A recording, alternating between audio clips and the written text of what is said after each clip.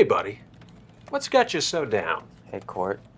I'm looking for a gift, but I just don't know what to get my Gettys nerd friends and family. It sounds like we need to have a talk. Come on. You love this place, don't you? You bet I do. It's my favorite place in the world. Well, you see, at Addressing Gettysburg, it's our mission to keep these stories alive. How do we do that? I'm glad you asked, sport. You see, Gettysburg is the gateway to the most brutal and crucial time in American history, so we interview experts, and our listeners learn with us. That sounds amazing. It is! Mike, are you f***ing serious? What? It's for the commercial. What benefits do patrons get? You mean besides up to 4 premium episodes per month and Matt being the bee's knees as host? Huh. How about early access to special episodes, behind-the-scenes insights, and discounts for ticketed events? Whoa! None of the other history channels I follow do that for their listeners. That's because Addressing Gettysburg doesn't take its listeners for granted and really cares about us learning American history. You know, I should gift my Gettys nerd friends and family an Addressing Gettysburg Patreon membership. You see, the answer was right under your nose the entire time. Make Addressing Gettysburg's Patreon a gift for the Gettys nerd in your family this holiday season. Addressing Gettysburg wants you to learn about the Civil War with us, and we need your support. We'll run this ad until it gets annoying, and then we'll run it until you become a patron at patreon.com/Addressing Gettysburg or by scanning the QR code on your screen. Happy holidays. The hell are we staring at? No idea. From the Gettysburg Museum of History Studios, you're listening to Addressing Gettysburg. Hello, everybody. Welcome to this special America250 edition of Addressing Gettysburg's Ask a Valley Forge guide. And today is a guy who you're going to be seeing more of in the coming weeks on the Addressing Gettysburg and soon to be Addressing History YouTube channel. And that is our friend Ken Gavin. Welcome, Ken, to your first Ask a Guide. Matt, thanks very much. Glad to be back once again and to have infiltrated the canon. Yes. Of Ask a Guide. My other appearances were, I guess, the testing ground. That was your yes, exactly. That was your boot camp, and now here you are on a live stream, free for all to see, not hidden behind a paywall, held hostage, history held hostage, as some might say. But no, here you are for everybody to enjoy. A couple of things I want to tell you all about. One, our good, dear, great friend, Michael 6 Questions Lens, finally has his date for the guide exam. I believe he said it was April 26th. And so I'm very confident that by the end of business on April 26th, the close of business, we will now have licensed battlefield guide, Michael 6 Questions Lens. And I hope it says 6 questions on his license. And six means 6, Mike, if you're listening out there. I know you submitted for this. And there were 6 questions numbered, but there were actually 18 or 19. Regardless, we love you, and I know you are going to pass that with flying colors, and we're looking forward to it. Yes. Now, another thing is something that I have to do. One of our listeners over the winter sent something. There's this postcard here. This postcard is of Punxsutawney Phil, okay? And it says on the back, to the Addressing Gettysburg gang, just in time for Groundhog Day, February 2nd. Matt, this hat is for you from your Punxsutawney fans, Mark and Elise Harmon, also known as Ms. Lisi online. And this is something that they sent in. Now, of course, it's winter, and I'm going to put it on just for a second because we are talking about something that takes place on the icy waters of the Delaware River in December of 1776. And here we are with a groundhog. And this is actually really soft and warm. I might keep this on for a while, actually, now that I think about it. And here it is. So thank you very much, Ms. Lisi. I appreciate that. And there's some, it looks like some Mardi Gras beads in here. Wait, oops, it's lost this thing here. with Punxsutawney Phil on it as well for the rest of the gang. So tomorrow on Patreon, when we do AG Today, we will give that out to everybody else and have some fun with that. So thank you very much for that gift as well. All right, now let's get on to the the matter at hand. Okay, Ken, we're talking about Washington's Crossing. This is the Revolutionary War, not the Civil War. Yep. But it is America 250. So every once in a while, we're going to dip our toe into other pools. Sometimes, the pool is a little warm. Sometimes the pool is a little cold. Today, the pool is cold, freezing cold, ice cold. Okay. Now, let's start first, if you will, Ken. Mm-hmm. Give us a little bit of a background. How does Washington get into a position where he's going to have to cross the Delaware into New Jersey from Pennsylvania? Yep. So it really goes back. And by the way, I'm sorry, ladies and gentlemen. I'm so sorry. 717-420-1978 is the phone number you want to call if you want to talk to Ken later on or throughout the show. I'll take him throughout the show. And of course, super chats of $10 or more get noticed in the comment section. Bear with me because we don't have Court or Mikey B with us here tonight to monitor them. So I'll keep an eye on them. But yes, those will rise above the din, and they'll also help to defray the cost of dinner for the crew tonight. So thank you very much for that. And now, Ken, go ahead. First off, I really would love to see a mashup between the Beaver and the new Punxsutawney Phil hat. I think that would be perfect. The Beaver in the Park? The Beaver in the Park from the commercial and the Punxsutawney Phil hat. The commercial, not the commercial. The commercial, the legendary commercial. Mikey Beaver. Mikey Beaver. Yes, got it. Anyway, you had asked how Washington gets into this position where he's going to need to cross the Delaware from Pennsylvania into New Jersey. And it really goes back to the New York campaign of 1776, what's preceding what's happening in those summer months.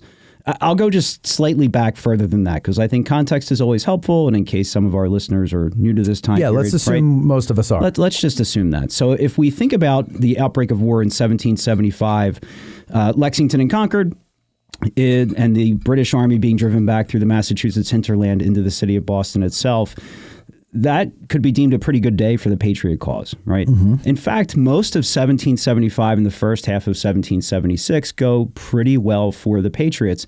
If you think about the British having to evacuate Boston in the spring of 1776, you have Patriot victories in the South, at Moores Creek, at Great Bridge in Virginia, and the capture of Fort Ticonderoga. And in addition to military successes that the Patriots are experiencing in 1775, there's a lot of Patriot political success because all of what we consider to be our original 13 colonies have to overthrow the yoke of royal government. And they have to establish their own state governments and state constitutions in 1776. And they all do that. So there's a remarkable string of military and political successes that are happening within the first 16 or so months of the war. When the British are looking at how to suppress rebellion in North America, they're seeing a socio-political situation by the spring of 1776 that's markedly different than what they imagined it to be. From the 1760s onward, Britain looked at unrest in North America and viewed New England, specifically Massachusetts, as the hotbed of all this. But now that they're seeing this groundswell of support from these colonies up and down the eastern seaboard, they decide that they need to bring the hammer down on the anvil hard and fast to try to end this. So the New York campaign is going to be the result of that. In the summer of 1776, that's Britain's efforts to squash the rebellion and to end this in North America. Two brothers will be in charge of that effort. Sir William Howe has the infantry. His brother Richard Howe has the British Navy. And Britain will commit just about half of its global military strength to this invasion of what we call the United States in 1776. New York is a series of islands. If you think about that from a bird's eye view, you have Washington with an army of about 20,000. He has no navy of which to speak, certainly nothing that can match the British. And he's going to try to defend this in the summer and early fall of 1776. The British, what are they going to bring in against Washington's raw recruits who are not well trained, Washington's lack of a navy? Britain will assemble the largest fleet the world has seen since the Spanish Armada in 1588. When Britain invades the United States in 1776, it remains the British Empire's largest amphibious military operation until they assault Gallipoli in the First World War. 30,000 troops, hundreds of ships coming to bear on what we consider the modern 5 boroughs. And over a series of several months, the British are able to reduce Washington's army by about half, and they're going to take and they're going to hold the city of New York. The British think that they have won at that point in time.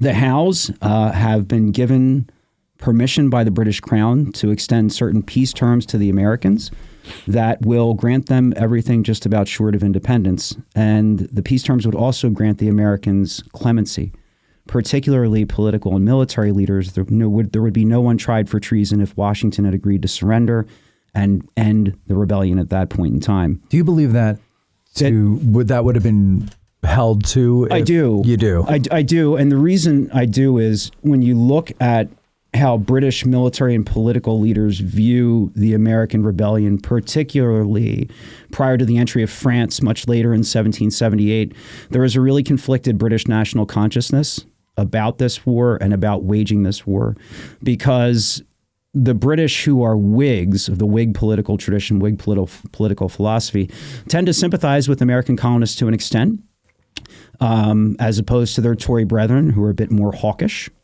And Whigs would look at the situation in North America and say that, yes, the colonists, some of them are very troublesome and they need to be brought into line. But why are we killing these people wholesale? For the most part, they look and sound like us. We share common culture, religion, customs, language, traditions. And we just fought this massive war against France and her allies to make North America our keystone of empirical economic success in the Western Hemisphere, to fuel our global empire. So killing them wholesale may not be the best way to go about this. I do think it would have been held to. And the fact that the Hows have permission from the Crown to extend the terms, I think they would have been respected. But, Washington will refuse, of course, to surrender. And that creates a bit of an issue for the British, because while it's a great victory in New York, clearly the war has not ended. So you could say that they do have all those things in common, but really the difference is different dreams. Different dreams. If I may quote a British officer. If you may, from a movie we all know and love. Yeah. Sometimes the dreams are different, sometimes they're not. I mean, it really is a very complicated thing. When I look at the early phase of the revolution, there are a lot of colonists who feel that they are protecting their rights as freeborn Englishmen, particularly the wealthier classes of American citizens who are clustered in cities along the eastern seaboard. They're looking back as far as the Magna Carta, the English Civil War, and the Glorious Revolution. And they're saying, English citizens, particularly landed gentry in the old country, and the people who considered themselves landed gentry in the colonies, have certain rights which are being trampled upon. And if you look at somebody like William Allen from Philadelphia in 1775, Allen is very much a supporter of the Patriot cause, goes to war, fights on behalf of the Patriots, but when independence is declared, Allen switches sides.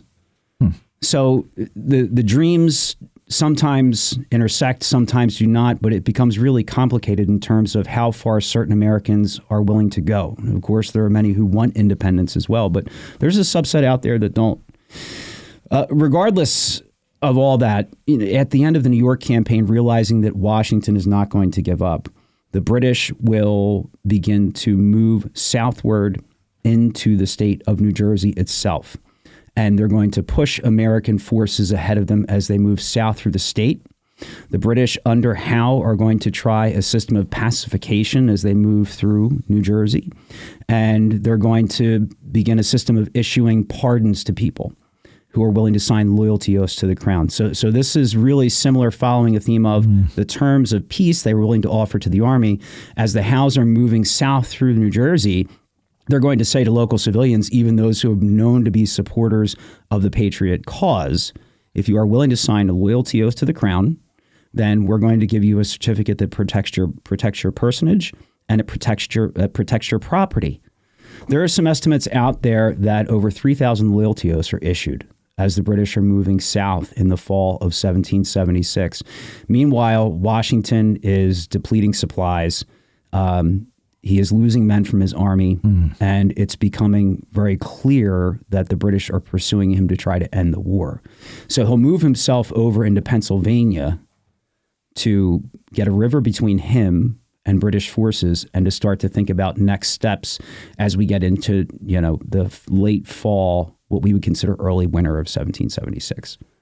So you say he's losing men. Is he losing them to disease, to desertion, to enlistments being up? What is it that he's It's losing? a combination of all three. Okay. Really, it is. Yeah.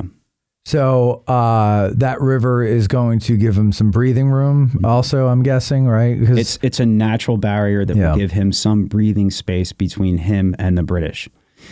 But he has to contemplate what he's going to do. That can only buy so much time.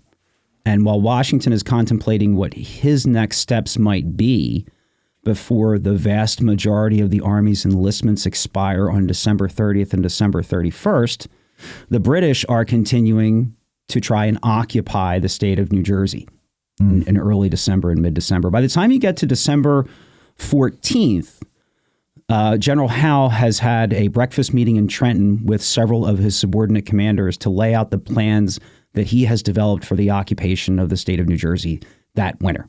Okay. And that plan consists of creating a number of small encampments, cantonments, cantonments, however we want to pronounce that. We've all been there.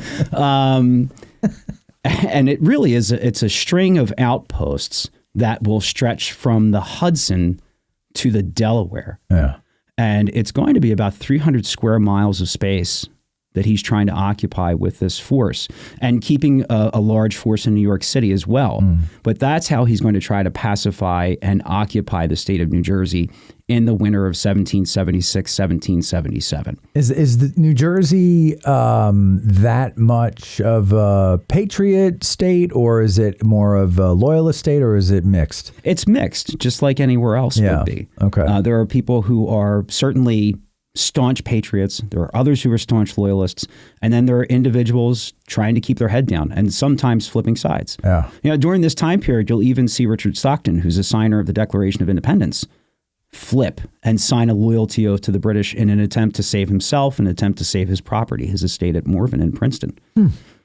I did not know that. And then he'll flip back and sign a loyalty oath to the Patriot cause again later in the war too. But it is an attempt on Howe's part. It's a soft occupation is what he's hoping for, and trying to grant those privileges by means of the certificates that he's offering. He thinks is a way to pacify the civilian population, and then try to bring them under the protection of the British Crown.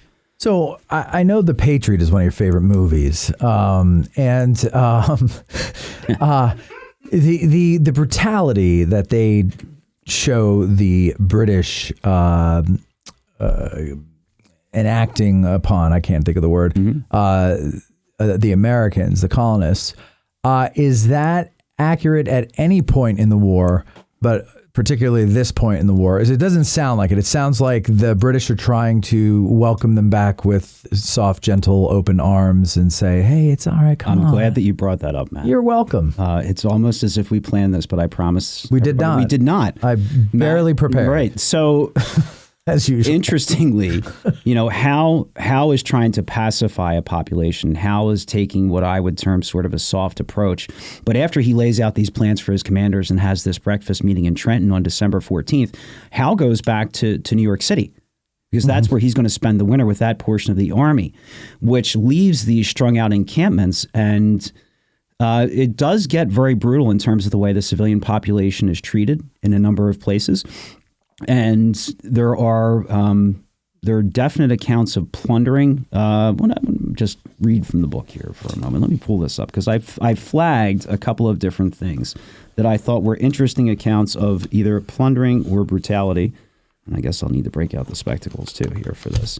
Here we go, ladies and gentlemen. Your first time ever seeing Ken with glasses. Yeah, they're just readers, but as we advance starts in with age, just readers, and they get to be Coke bottle sized. So. And then they're just seers. So, John Mott, who is a local Quaker living in central New Jersey, reports that he was horrified to see one of the Hessians flaying a live cow for meat, a sight so outrageous that even a Quaker got a weapon and fired at the German soldier, and with intent to kill. There was another anecdote that was, I thought, really a good one. Martha Reed, who is a resident of Trenton when the Hessians first occupied the town, she talks about the house being plundered while they're still in it. She has a house at Trenton, and her daughter leaves an account of this later on in life, what had occurred. And the daughter remembers that one cold winter night, mother and we 2 children were gathered in the family room. A great fire blazed in the chimney. Suddenly, there was a noise outside and the sound of many feet. The door opened, and in stalked several strange men, a couple of women who looked like giants and giantesses to us. They were so tall. These were the dreaded Hessians, surely come. They jabbered away in harsh guttural tones, coming to the fire, spreading out their hands to the blaze. We children jumped up screaming and clung to our mother. She was a brave little woman, and standing up, pointed to the door, telling them to get out. They understood the gesture, if not the words, and shook their heads doggedly. As they crouched about the fire, one of the women caught sight of the large silver buckles which mother wore in her shoes, as was the fashion of that time, and made signs for her to take off the shoe. Seeing her hesitate, the woman snatched at the buckle and, pulling off the shoe, rapped my mother in the face with the heel. An officer intervened and rebuked the buckle snatcher. So there are instances like that, and there are instances that are much worse as well. It's not just plunder of civilian property, or it's not just mistreatment of civilians. In those kinds of ways, we see more accounts during this winter occupation in New Jersey of sexual violence and rape than I have seen anywhere else where the British Army campaigns. It got so serious that you have continental state governments who are demanding inquiry into the conduct of the British Army and the Hessian auxiliaries who were there with them in the state of New Jersey. There are at least 40 or 50 accounts that are left. And there are some documents that hint at sexual violence on the part of the British Army in New Jersey, but don't give a lot of information on that because there are people who are not willing to talk about it. Sure. But we're talking about things where mothers walking in on daughters being raped, gang rapes on the part of British officers that are taking place during this time period. And civilian population is witnessing this. And what this does is rightfully enrages the citizens of New Jersey. Sure. And it creates a scenario that is much different, I think, than what Howe had intended for the winter. And it primes the pump for the population to rise up. Right. Right? You're creating more enemies. You're creating more enemies. You're creating tension. You're pissing people off. Damn right you are. So as we move into later portions of the month of December, there are then several accounts from British soldiers and British officers of it being dangerous to travel anywhere on the roadways because there are either small bands of local New Jersey militia or there are civilians who are not part of any military organization who are laying in wait and trying to pick off men, pick off officers, and then disappearing into the brush. So you have a very tense civilian population, and then you have these British outposts where they're on edge too because it's hard to move around, right? So that's sort of gives you a general flavor for how things are feeling in New Jersey. Washington on the Pennsylvania side of the river is certainly aware of what's going on, and through a very active espionage network, understands how the British Army has arranged itself in these various encampment posts throughout the state. Washington is marshaling forces. He's going to have what's left of his main Continental Army. And after Major General Charles Lee is captured by the British on December 13th, portions of Lee's army are coming south to join Washington. And Washington is congregating around Newtown, Pennsylvania in Bucks County. And he's considering his move. And by December 23rd, it's becoming very clear in his mind that he's going to make a strike over into New Jersey. And he feels that it's something that he really has to do. But wait, hold on a second. By December 23rd, it becomes clear that he has to make a strike into New Jersey. And they make this strike starting Christmas night.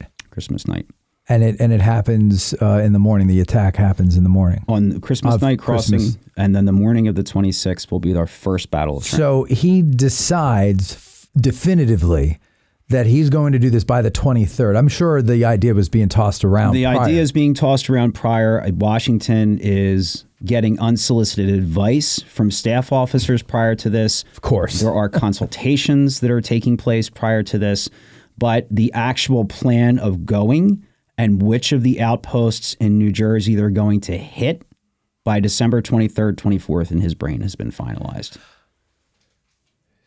That's not a lot of time to pull everything together. So he had to have been pulling things together along this way, right? I mean, it's just that it's like, okay, yeah, no, my mind is made up. This is what we're doing. He's concentrating force. He's concentrating modes of transportation, namely boats. And he was trying to get boats out of the river as much as he could. Right. Because if he you leave them to use them. Doesn't want the Brits to use them. Right. So if you leave the boats out there, your enemy can use them to cross. So okay. So let's. I want to kind of set the stage here. Yeah. So you're talking about the boats along the river, and this is something I was wondering today when I was kind of watching stuff on it. Yeah. I would imagine that river community, people along the river, they have boats. They have at least little dinghies or something.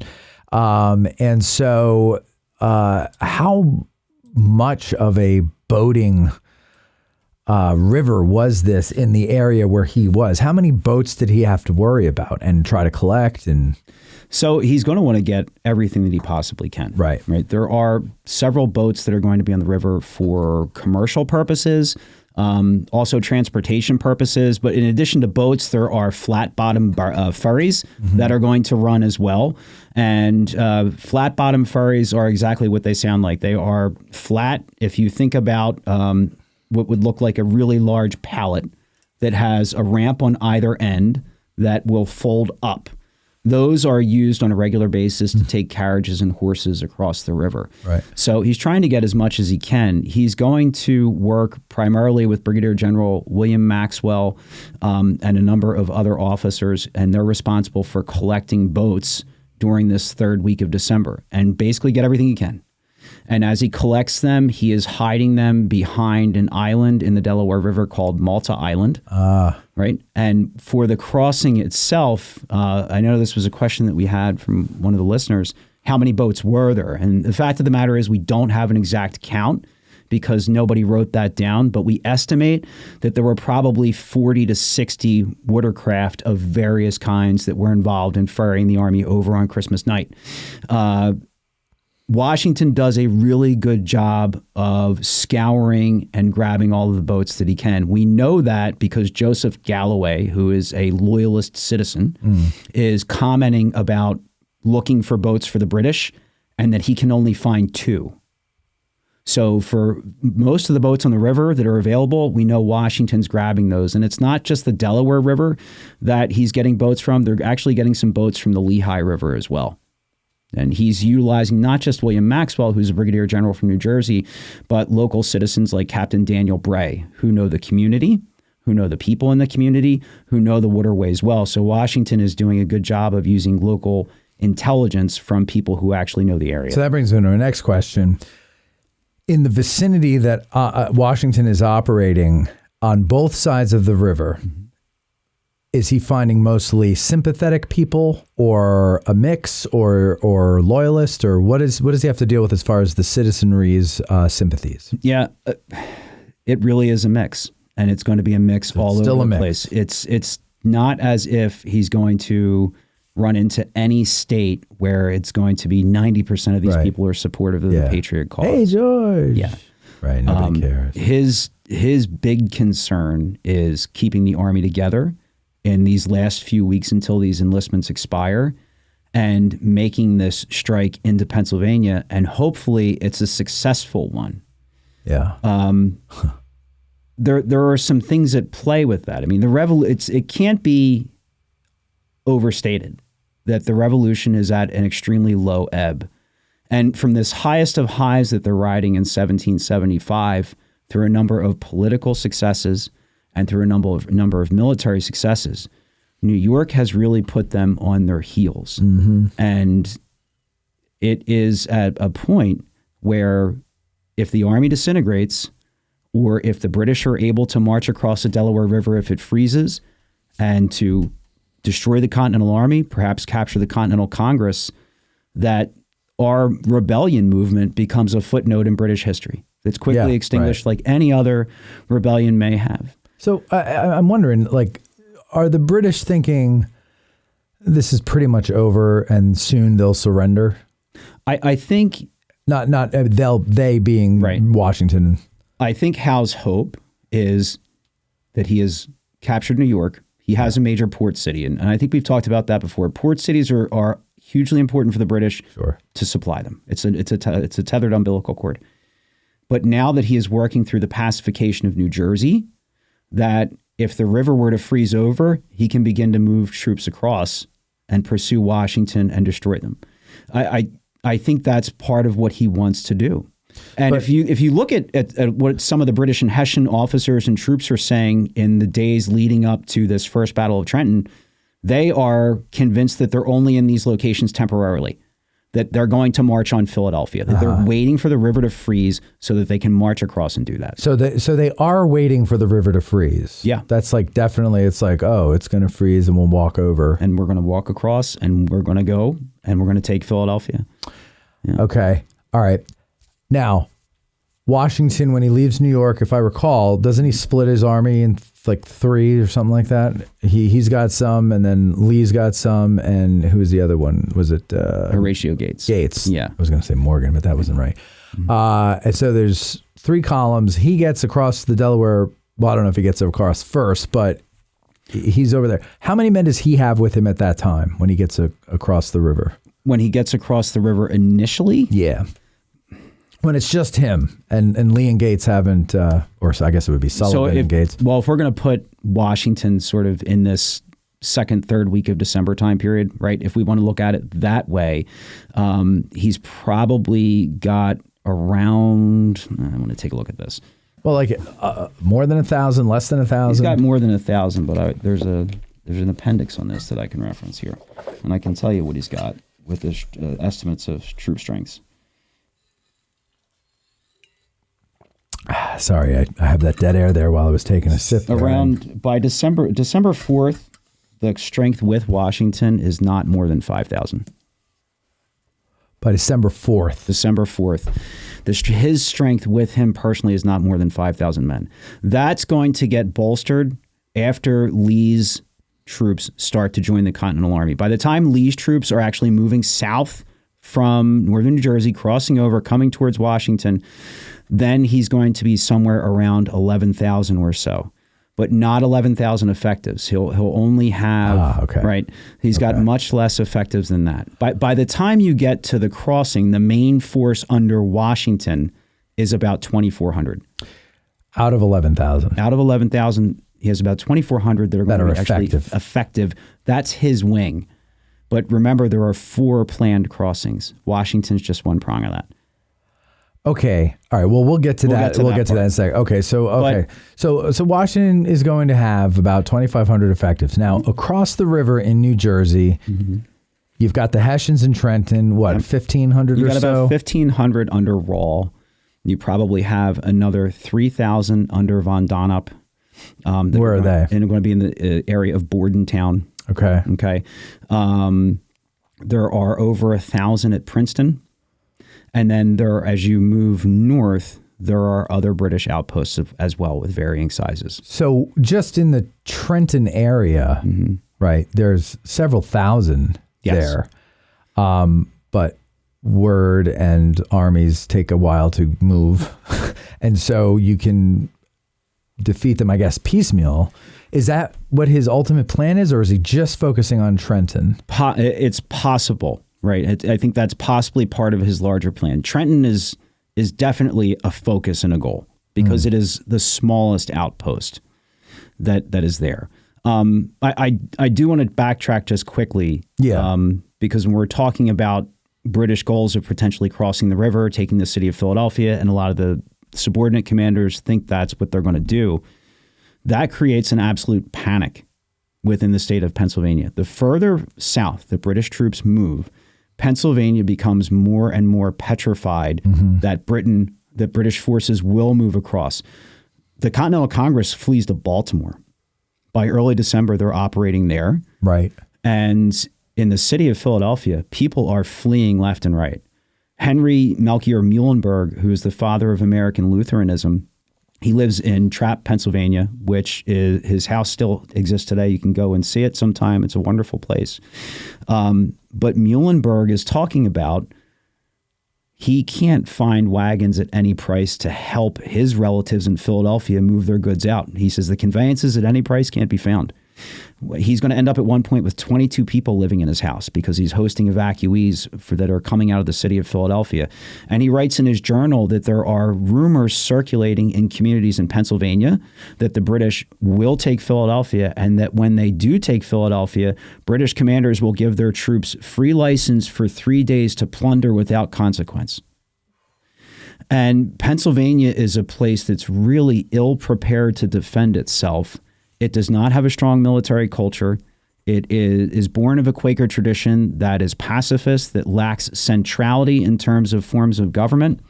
And Pennsylvania is politically volatile in 1776 when the proprietary government under the Penns had been overthrown with the Declaration of Independence. Pennsylvania elected a really radical new state government, and it was headed by a Supreme Executive Council. And that Supreme Executive Council was rabidly pro-revolutionary to the point where it would force citizens to sign loyalty oaths, even Quakers who were conscientious objectors. And for those citizens in Pennsylvania who wouldn't sign oaths, the Supreme Executive Council could do things like suspend the writ of habeas corpus, imprison people, confiscate property, tell them that they were no longer allowed to serve on juries, to take away their firearms. So Pennsylvania is really a volatile place. And this threat of the British coming over into Pennsylvania in December is very real, and it's very visceral for those people. So the panic that's there is a real thing. So, okay. Washington is getting where do I want to go with this first? Because there's so many things I want to just like fundamental things that I just want to get out there first. Okay, so he has to do something. He's not exactly up against a wall. I mean, he has all of Pennsylvania to retreat to if the British come over. The problem though is the enlistments in the Army. That's where I wanted to go. Yeah, the vast majority of the men who are serving in the Continental Army, their enlistments are going to expire on either December 30th or December 31st. So if he doesn't do something quickly, he's probably not going to have any army to work with in any way, shape, or form. And in the face of defeat, it's going to be really hard to recruit men to refill those ranks. But how do you get men who are about to go home to do something audacious like cross a river on Christmas night? Right. Because they're still in the Army, right? You're not going to desert. I mean, by this point in time, for those who are left after the rigors of the New York campaign, after everything that they've suffered, I think these are the most hardened and hardcore of the hardcore veterans. The true believers. Right. So, it's an audacious plan, but these guys don't know they're crossing the Delaware River, though, until they're actually formed up at McConkey's Ferry on the banks of the Delaware, and they're told to get in the boats. Okay. So the private soldier doesn't know this kind of thing in advance either. Well, all right. And that leads me into my next question. How does Washington keep secrecy on this once he starts to share the plan with his generals? Okay.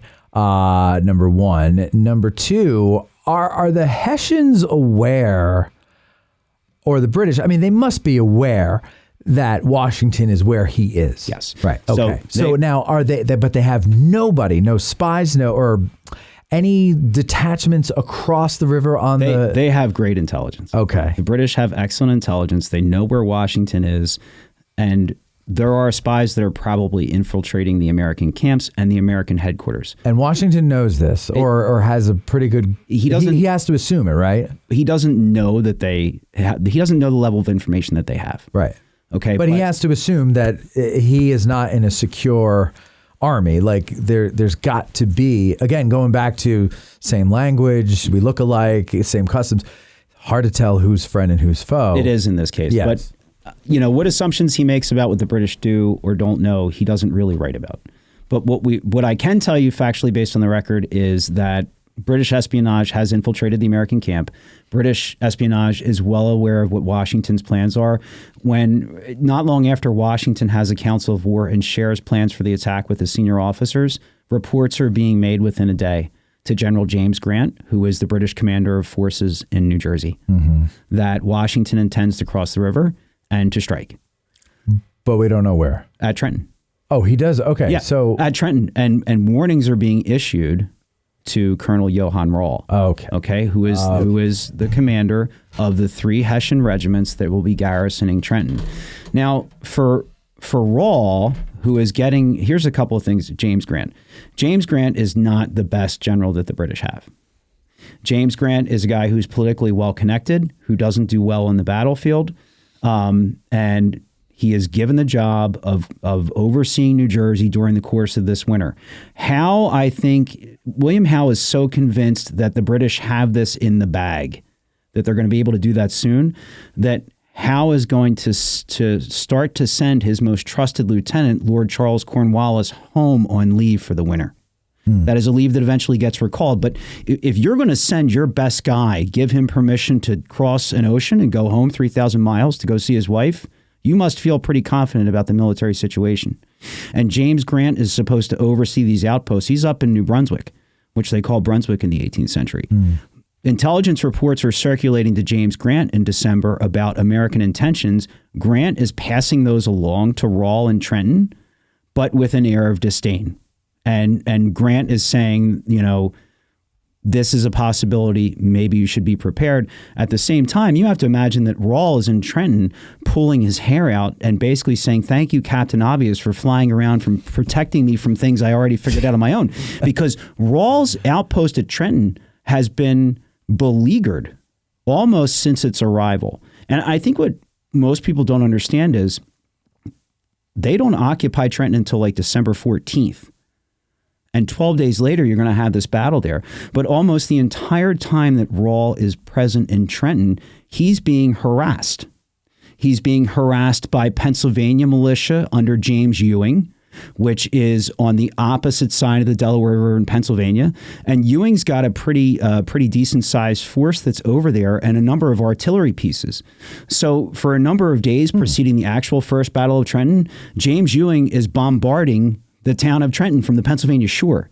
And not in coordination with Washington. Like, is he part of Washington's army, or are they acting alone? Ewing is independently. Ewing is commanding Pennsylvania militia and acting cooperatively with Continental forces. When we get to talk about who are the 4 crossings later, Ewing figures in. But Ewing is one of these guys who, so he's got that command. He's got artillery. He's regularly bombarding Trenton. And he will send over raiding parties on boats across the river to hit Hessian outposts, inflict casualties, and then disappear into the mist and go back across the river again.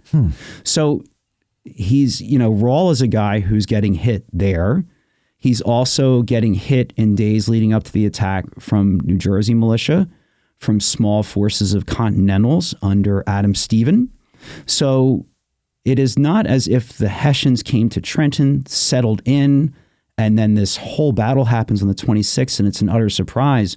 Rahl is constantly stressing his forces, stressing his men. He's writing for help to Karl von Donop over at Bordentown. He's writing to James Grant in Brunswick for help.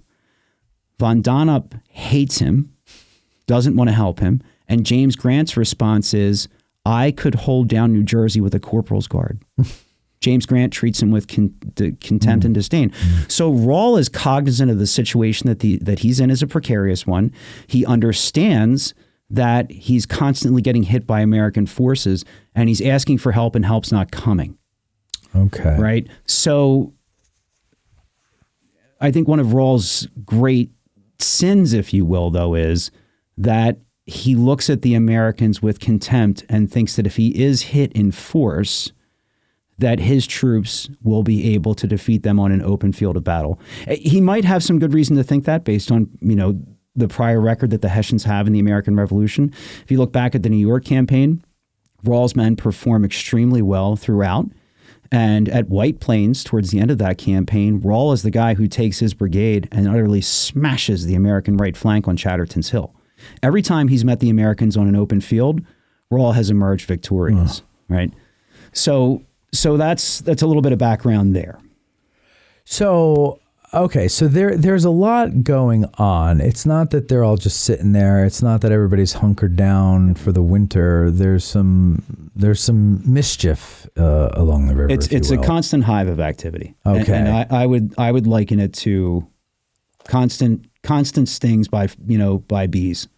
Not a whole swarm, but there's enough bees there to make you feel the pain and feeling it on a regular basis rather. So his men are getting little sleep in the days leading up to the actual first Battle of Trenton. They're constantly half-dressed, sleeping on their arms, and always on the alert for attacks from either continental forces or from militia. I'd rather sleep on my arms than on my head. Let me just go. We have a while ago, we got a super chat from Tory 1778. He says, would you say the revolution is fueled by the merchant class at the start? Rich man's war, poor man's fight. Example being the head of the rabble rousing, I think is what he meant to say. Sounds to me like a real Tory who's just trying to make it look like our revolution was illegitimate and right. Well, we if that's the case, we could always talk about how the British want to protect the Caribbean after French involvement because of that. Those colonies have a lot more value because of the rum, sugar, and slave trade down there. Yeah, Tory. But anyway, that's not the purpose of today's program. That's right, program. Program. I'm 70 now. We'll go check it out on Monday. It's an interesting question actually. It is not just something born of the elites, and I think if you were to look at Pennsylvania as an example, and this could hold true for other colonies too, particularly where there are areas of Scots-Irish immigration and Presbyterians that are coming into the colonies, they have left the land where they were born because of British oppression. Right.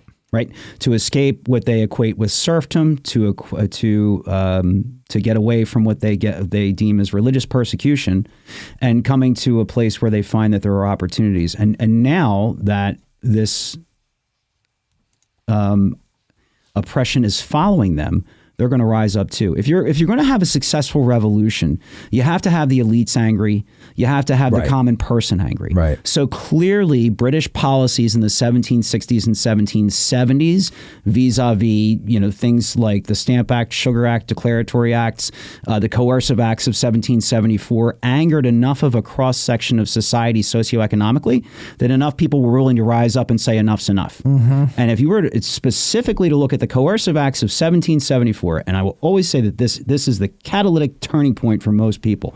Shutting the port of Boston when you're going to do things like starve women and children, not permit any sorts of supplies to come into the city, ruin people's businesses, whether they're John Hancock, who's one of the wealthiest men in the colonies at that point, or your average business person.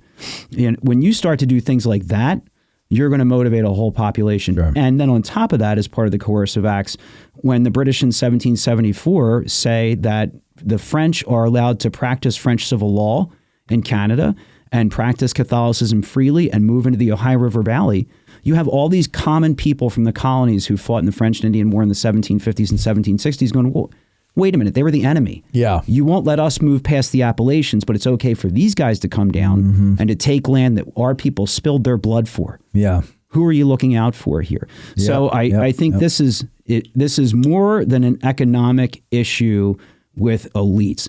This has to do with how people view their rights as freeborn Englishmen being trampled in a cross-section of society. And this is at a time when Englishmen, no matter where they live, view themselves as living in the freest society in the world, one that is not an absolute monarchy or a despotic one, but a constitutional one that has lost its way and is about to lose its colonies in North America. It's interesting how nothing ever changes. Let me go to the phones. Mm-hmm. Because we have somebody on the phone right now, somebody who is about to be a licensed battlefield guide. 6 questions, Lens. Hey. Good evening. Hey, Mikey, how you doing? Hi, Mike. I'm doing okay, and thanks, Gavin and Ken, for being on tonight for this. You're This is welcome. fantastic. I just have a question, and I want to set the stage a little bit here as well. New Jersey, this area of New Jersey in the 21st century looks significantly different than it did in the 18th century. Yes. So what would it looked like then, and how far away were Bordentown, Burlington, and Princeton away from Trenton? Yeah. And could those garrisons have easily supported each other? Right. So it looks, Mike, first of all, great to hear from you. Best of luck on the upcoming test. Yes, and like Mike, I said, very much and best if you of were luck. listening in the intro.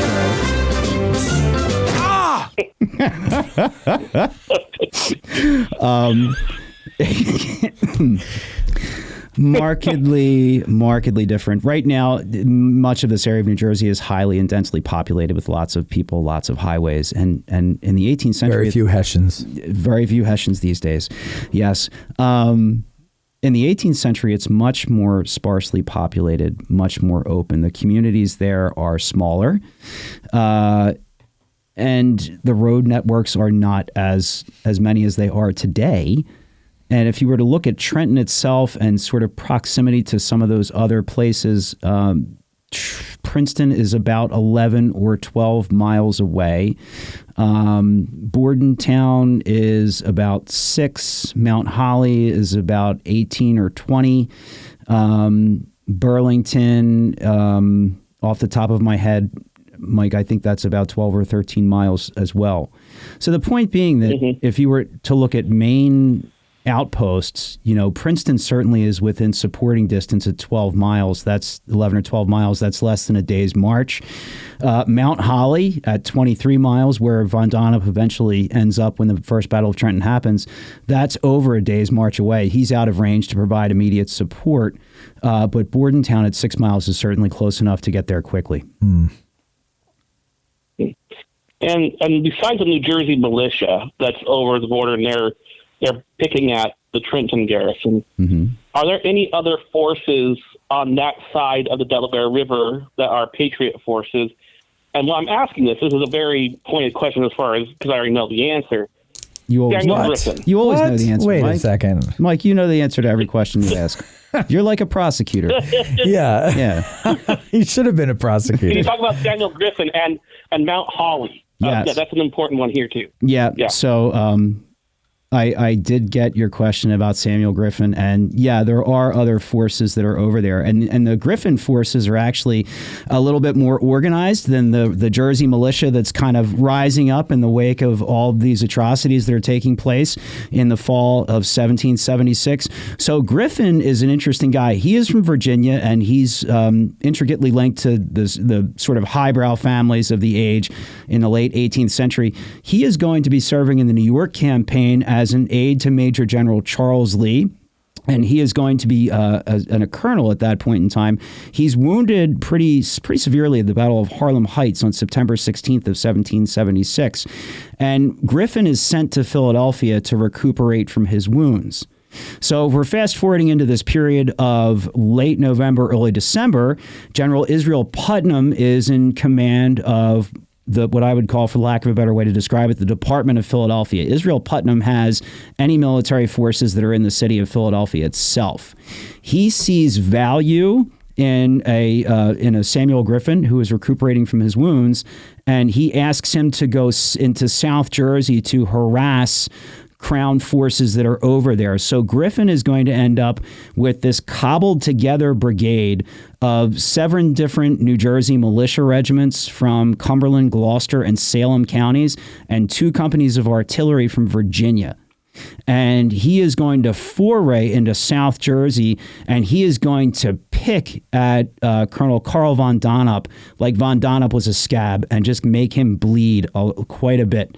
And he's going to hit him in the vicinity of his encampment at Bordentown, at a place called Slabtown. And eventually this is going to irritate Von Donop so much that he is going to want to bring out the big fly swatter and just put Samuel Griffin down. And that's going to result in the Battle of Ironworks Hill at Mount Holly, New Jersey, in December of that year. So it was never a plan that Samuel Griffin was going to draw von Donop so far away from Trenton, but he ends up doing that. So that places von Donop in Mount Holly, 23 miles distant from Trenton, on the 23rd of December.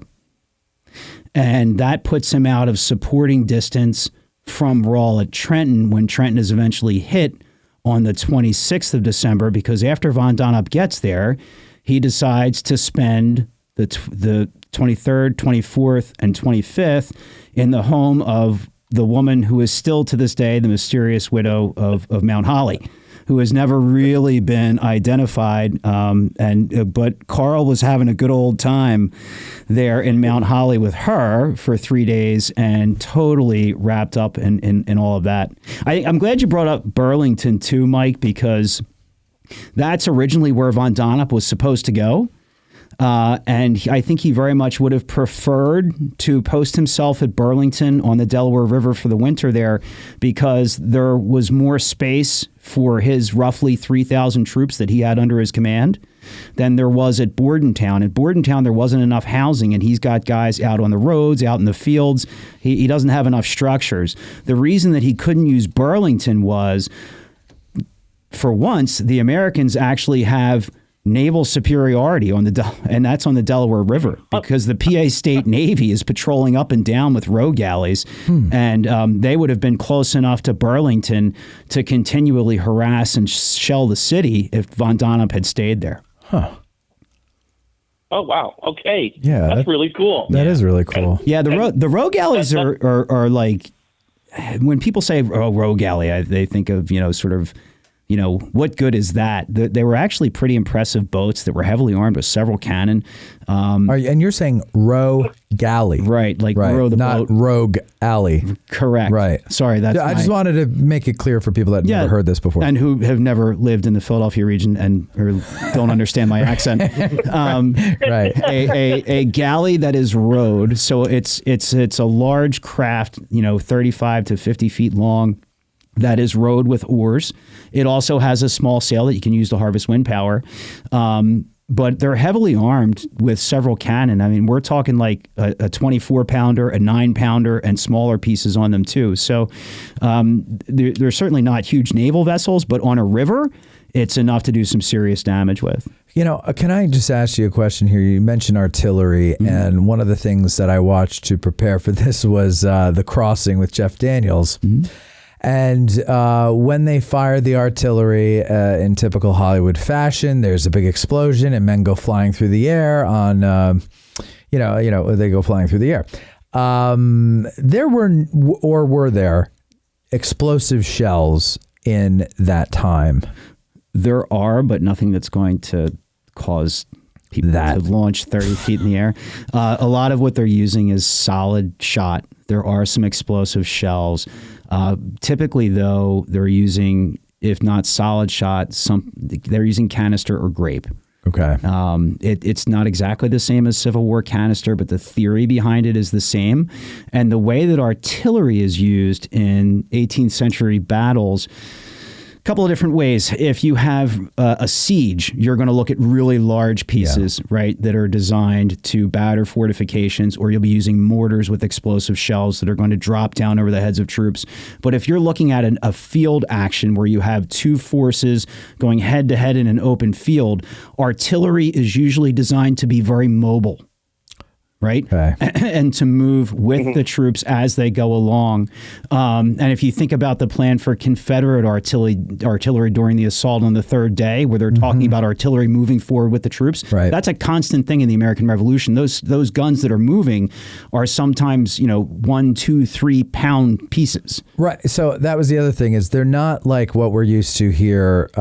These are small bore, small diameter. For the most part, you're not getting a lot of range on these things. What's the maximum range? They're smaller. They're going to have the biggest guns they're going to have is going to be like a 6-pounder. Yeah. So you're looking at a Which range. is like the smallest gun here, and I think there was and there's just one of them? One in Latham's battery. Yeah. Is that right, Mike? I think so. Is it Latham? Yep. Yay. Yeah, Debbie corrected us. All right, good. We were all good. Yep. Just I was there. Yep. Yep, just one. But 6-pounders are the largest they're going to have. I got that right on the guide exam, by the way. The range is going to be less, but the design is not for shooting from a mile out. Right. The design is to support your infantry on the move. Right. So you're going That's my point. It's a different purpose that it has. Not that they don't have. I mean, they do. Right. I'm assuming like you're firing on the row galley. You said a 25 pound or 24 pounder, a 9 pounder, and some smaller guns as well. So okay, but the 24 pounder though, I mean, the 24 that pounder, means business. That's big, right? Yeah. I mean, you think about we have a 20-pound Parrot here, but many. You've got the Austrian guns that are out there too, the 24 pounder. Oh yeah, that's right. With the Dolphins, with the Dolphins that aren't Dolphins. Yeah, yeah. Dolphins, the Dauphine. No, anyway, but. So artillery typically will have counter battery fire purposes and then also supporting infantry as it moves through the field. When you get to First Trenton, and I know we're jumping all over the place, but this is we'll get back on where track. We're going. Don't worry. When you get to Trenton, the way that Knox uses the artillery is actually a little different. He brings massed firepower. The Americans for First Trenton will bring 18 field pieces across.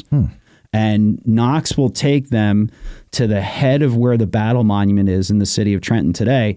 And the streets there sort of converge where today's battle monument is. And at the time, the two streets that moved down were known as King and Queen Street. Knox brings the artillery to the head of King and Queen Street where they converge and uses it to sweep the town and to prevent the Hessians from forming and moving up. So he'll be using solid shot for counter battery fire as the Hessians try to employ their guns. Knox has 18. The Hessians only have 6 guns with them. Total. They have six total at First Trenton. They have 6 brass 3-pounders that are there.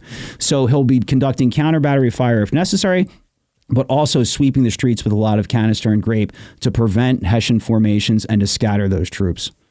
Huh. Yeah. Fascinating. Okay. Anything else, Mike? Yes. I think one more thing, but before I go, so basically to sum this all up here is that we have the Hessians on the other side of the river.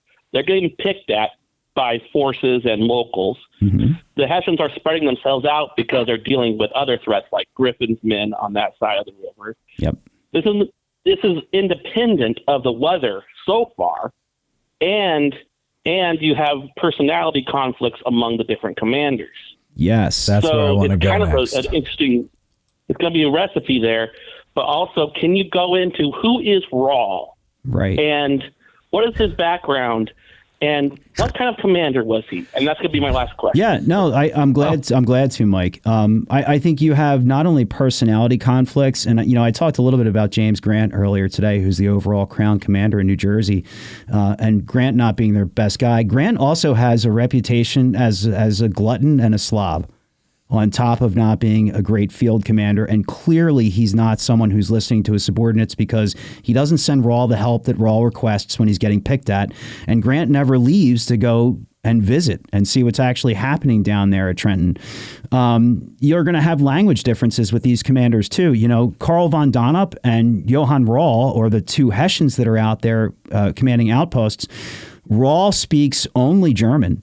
And he speaks a country dialect of German, a Hessian country dialect. Von Donop speaks only fluent German and French. And then the English commanders, for the most part, only speak English. So there are some sort of innate communications issues that can result from those sorts of things. But if you want to look at the personalities in the Hessian army, Karl von Donop and Johann Gottlieb Rahl are about as different as you can get.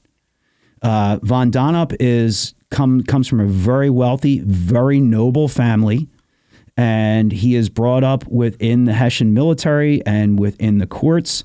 He is going to end up serving as a personal aide to the Landgrave of Hesse-Kassel and serve with distinction in the 7 Years' War in Europe.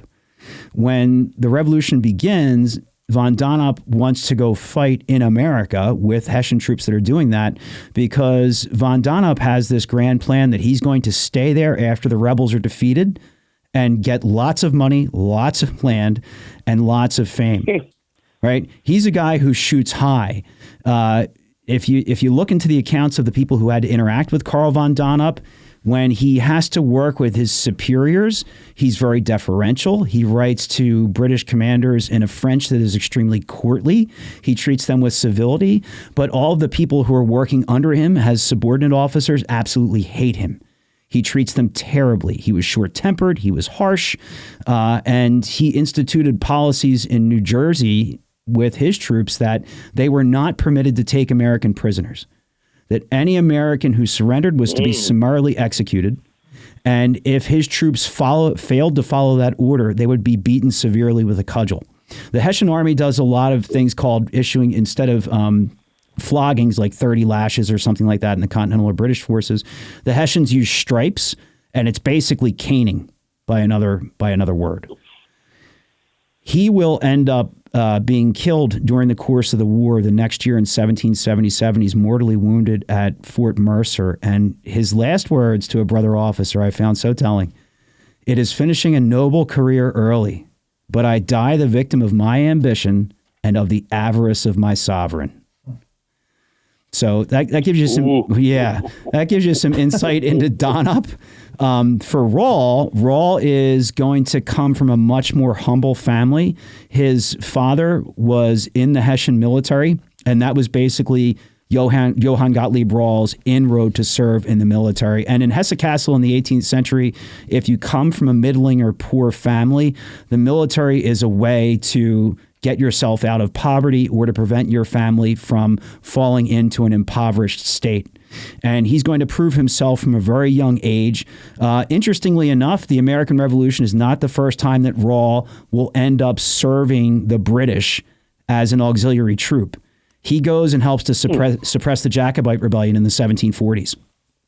And he'll stay within the Hessian army. And by 1772, he is a colonel. He had fought not only in the Jacobite rebellion, but also distinguished himself in the 7 Years' War in Europe, and spends a little time actually in Russia fighting for Catherine the Great. And then he comes over with Hessian forces in 1776. Rahl, on the other hand, now we looked at von Donop from, what he was like. Rahl universally, from everything I've seen, is well liked by his superiors for his military ability and prowess on the battlefield, and very much appreciated by the men who serve under him, because they feel that Rahl is always looking out for their best interest and that he's taking care of them. And whereas von Donop is sort of an up in the clouds aristocrat, Rahl is this earthy barracks room kind of guy that he can relate with everybody. He certainly enjoys the finer things in life. It's well known that he does not go anywhere without the oboists appointed to his headquarters. He's a great lover of music and the arts, but he's the type of leader that's a man's man, a soldier's leader. And that relationship with von Donop is poison. It's a mutual disdain. Even though von Donop is technically his superior at this point in time, von Donop never meets with him. They only ever communicate with each other in letters. And as a small example of that relationship just going south, Crosswick's Bridge is a place that is south of just 4 miles south of Trenton and 2 miles north of Bordentown. And it was an area that, although remote, needed to be guarded on a regular basis. And even though von Donop is closer and has twice the men that Rahl does, von Donop refuses to guard it. He makes Rahl do that. So he's spreading Rahl out even further by making him go look at the Crosswicks Creek Bridge all the time. All right, Michael. Well, that's all I got. Thank you so much. Thank you Mike. very Good much, hearing Mike. from you, buddy. Talk to you later. Let's see. Percival Waddington is on the phone, so we'll take a call from Percival Waddington. Mr. Waddington, sir. Sire, me lord, Percival Waddington. Yes, I'm here. Thank you. I knew it. I knew it was Grant. I thought for once it might have actually been somebody named Percival Waddington, but no, it's Grant. Grant, how are you? Grant, how are you? How you going, fellas? Very good show. Ken, first time in, you're doing a good job. You're breaking your back carrying the show. Well done. It's actually my 5th time on the show. Wait until you see the Tavern talk with Ken. He doesn't need to carry anything. He just goes, and we love to let him over here. But go ahead. What is your question, Grant? You hate the British. You are Australian. You've been persecuted by them just as much as we have. I'm a big fan. They, help. And you're Irish, O'Brien. The greatest country in the world.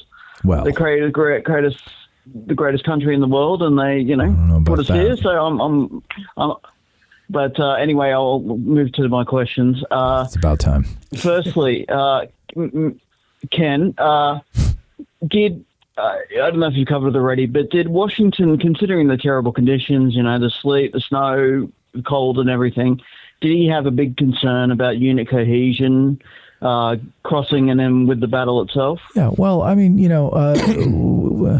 that's a great question. And the fact yeah, I have it on my page of questions here. The fact of the matter is that in an age without Doppler or radars or advanced meteorological capability to predict weather, it's kind of always a crapshoot, Grant, that the weather could turn sour at any moment in any season. So, his move on Christmas is designed partly for the fact that it would be unexpected for most people to try and launch an attack on Christmas night into the next morning.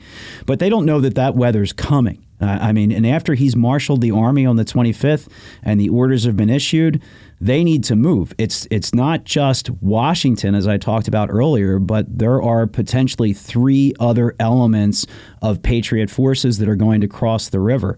And when the weather starts to turn sour, and when that weather gets really bad, there's no time to stop and say we're going to cancel this thing. Got to keep the going. Operation is moving at that point in time, and the weather that night is god awful. We do have weather reports that are documented from that time period in the Delaware Valley, and for that day, Christmas Day, we see the temperature somewhere around 29 or 30 degrees.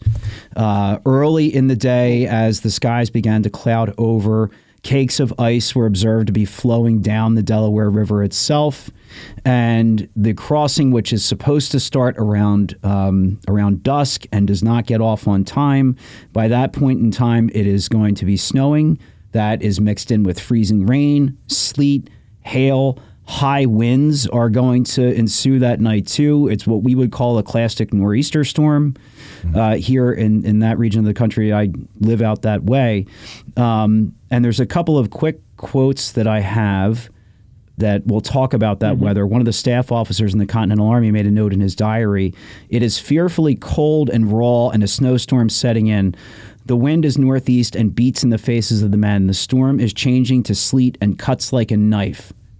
Henry Knox, who is in overall charge of the crossing, wrote to his wife on December 28th, reflecting back toward the Christmas crossing, that floating ice in the river made the labor almost incredible. The night was cold and stormy, and it hailed with great violence. Sounds fun.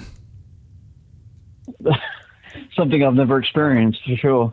Yeah. That's terrible. He lives on the Gold Coast or whatever the hell it is, up by the equator. Okay, so Grant, anything else? Because your question actually kind of leads me to where I want to take it. Oh, I apologize too. No. That's good, because now we can get right into it. But I want to give you another chance. I've just got 2 quick questions for Ken, and then I'm gone. Right, so these are very simple ones. Sure. I've always been fascinated by this event because of the Jeff Daniels movie. Ken, what sort of letter grade would you give it for accuracy? D. That movie. Oh, I just watched it. D. I would give it a D at best. Now, Ken, would you say that you are a fair judge of Revolutionary War films and television shows? Or would you say that you are a little too Rain Man on it? I am. I'm a tough critic. Yeah. I'm a tough critic. So here's why I have, because you've told me that your favorite work is Al Pacino's Revolution. That's it. We're done. Classic movie, that one. Ken's gone, ladies and gentlemen. Thank you and good night. I'm back. Oh, he's back. So, yeah, I am a tough critic, but here's, I laud any type of those, an effort that comes out of Hollywood or documentary that will try to work to the best of its ability with the factual content and get people interested. The material culture, I'm probably too much of a Rain Man critic on, because that's one of my specialty points. Right. One of the big problems I have with The Crossing, actually, though, is the way that it treats the character of Henry Knox. I said to Matt earlier today in pre-production that, they make Knox seem so whiny and petulant and almost incompetent. He's like that in the fat kid in all the kids shows, like I don't know, any of those movies. It's like the group of friends and they got the fat kid, the chunk. There you go. Chunk. If it was the Goonies, he's Chunk. When he's like, "Don't swing your balls, Henry, you'll swamp the boat." But the fact of the matter is, but right before that, he was whining that Colonel Glover doesn't like me, called me fat, and he's like, "This is not the time for bickering." Henry. Yes. And the fact of the matter is that that's not Knox's true character at all. No, this is the guy that went up to Fort Ticonderoga and brought guns down on sleds. Right. And is he a big guy? Yeah, but he's probably about Washington's height and just over 300 pounds. The guy's built like an offensive lineman. Yeah. Like, it's not somebody you'd want to mess with. Right. And he's got this, according to all accounts, this huge, they call it a stentorian bass voice that can be heard above the din of the storm. Knox is actually the guy who's in charge of making that crossing happen. That's who Washington entrusts with it. So, for me, there are some areas where, of course, you have to give leeway in any television or movie production. But when the material facts as we know them are so deeply skewed or just disregarded, it's a major problem for me, because you've now maligned the reputation and character of an historic individual. And you leave your audience walking away with an inappropriate impression that is really hard to shake in a lot of instances. So, hopefully for whoever watched it, they were interested enough in the American Revolution to actually pick up a book and read and to learn what was going on. But I give it a D for lots of reasons. So apparently... That's an interesting answer. Okay, I'm sorry, Grant. Because Matt said it was almost like a documentary. He said it was like one of the most accurate movies he's ever seen. Considering that we've never talked... Well, whatever, Grant. Jean Hutchinson said, ouch, I love that movie. So she loves that movie. 6 Questions says, Rain Man, ouch. And then Reading Aid says, a little too Rain Man on it is a great phrase. Thank you very much. Heart's Horny Guy says, you mean Mel Gibson didn't avenge his son's death by Tarleton? That's not his name, man. Huh? It's not his name. What did I say? You said Heart's Horny. No, I didn't. Yeah. Heart's. It's either Hart Shorn Guy, or which I hope not, or Heart's Horn Guy. I think it's Horn Guy. How is it spelled? H-A-R-T. Okay, I can solve this mystery. Yeah. Hart is an 18th century term for a deer. Go ahead. And Hart's horn is the horn of a deer. Beautiful. That's right. So, beautiful. And there are some 18th century medicinal receipts that call for pulverized hartshorn to be dissolved in canary wines and things of that nature. Amazing. This is why we love having Ken on. And Matt made a sex joke out of it. And I turned it into Heart's Horny Guy, but that's just because my eye saw the Y before it processed everything else and horny came out. I'm sorry, everybody. I am so sorry. Anyway, yeah. Yeah. Did he say something nice about me? My last question, Matt. And I'd like to thank Beluga Dingus for the $10 super chat, but you retracted the message, so I can't read it. So hopefully it was nice. And Riding the Dutch Gal sent one in, and he says, thanks for the show tonight, Matt. Thank you for watching. You're very welcome. Grant, your last question, please, so I can move on with the godforsaken show. Thank you, sir. It's your beautiful New Jersey, Trenton. Well, how similar does it look to the time of the revolution? Has it changed? Like, could people recognize and disgusting see now. the locations, or is it completely different? It's a lot different, Grant. At the time, it's a very small community of only about 100 houses and a few churches, and some industrial operations along the Assunpink Creek. It's a lot, and there are orchards and farm fields actually. So it's very open today. It's a small city. It's got a very urban feel to it. It's also a city, unfortunately, that suffers from a lot of economic depression, and it's the state capital of New Jersey, too. So markedly different today. Lots of landmarks are gone, but if you have somebody who knows what they're doing and where they're going, they can show you where things did exist. The old barracks are from the 18th century, are still there, as are a few other structures, but it's a lot different there now. Yeah. Some might say it's a dump.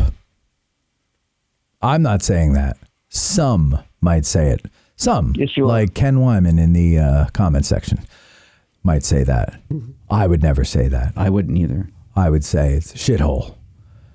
It's also the capital, It is the capital. you know.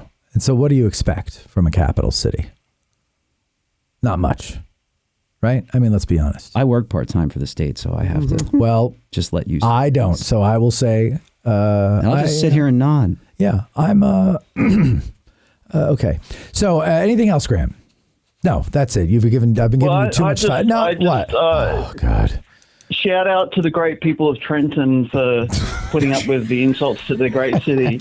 I'm sure we've got many Trenton viewers. And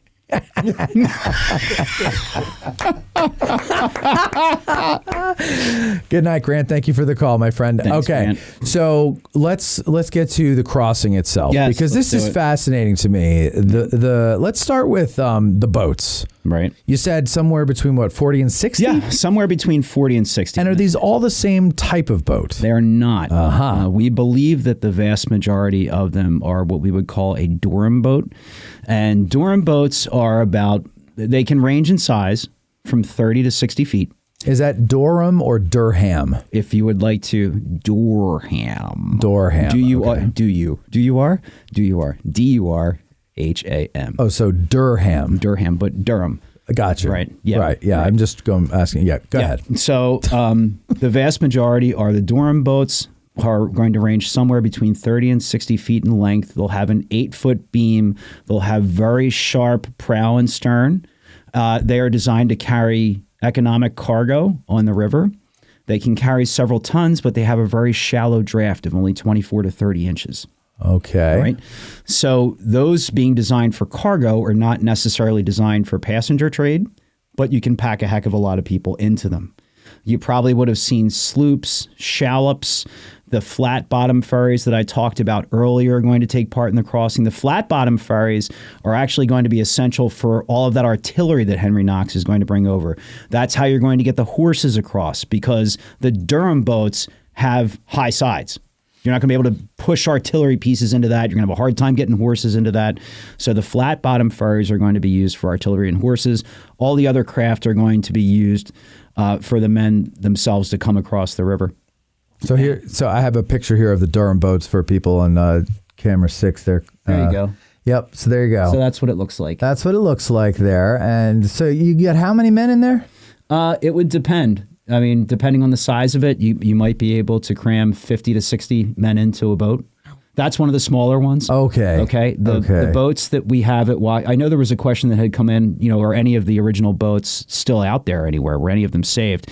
The answer is no. Unfortunately, all of those were lost to posterity because there wasn't anybody in the immediate aftermath saying we should save a boat because we used it in the crossing. This is momentous. People want their boats back to do boat things with that they're going to need them for. So none of the originals were saved, but Durhams will be used on the Delaware River to transport cargo for at least another 50 or 60 years after Washington crosses the Delaware itself.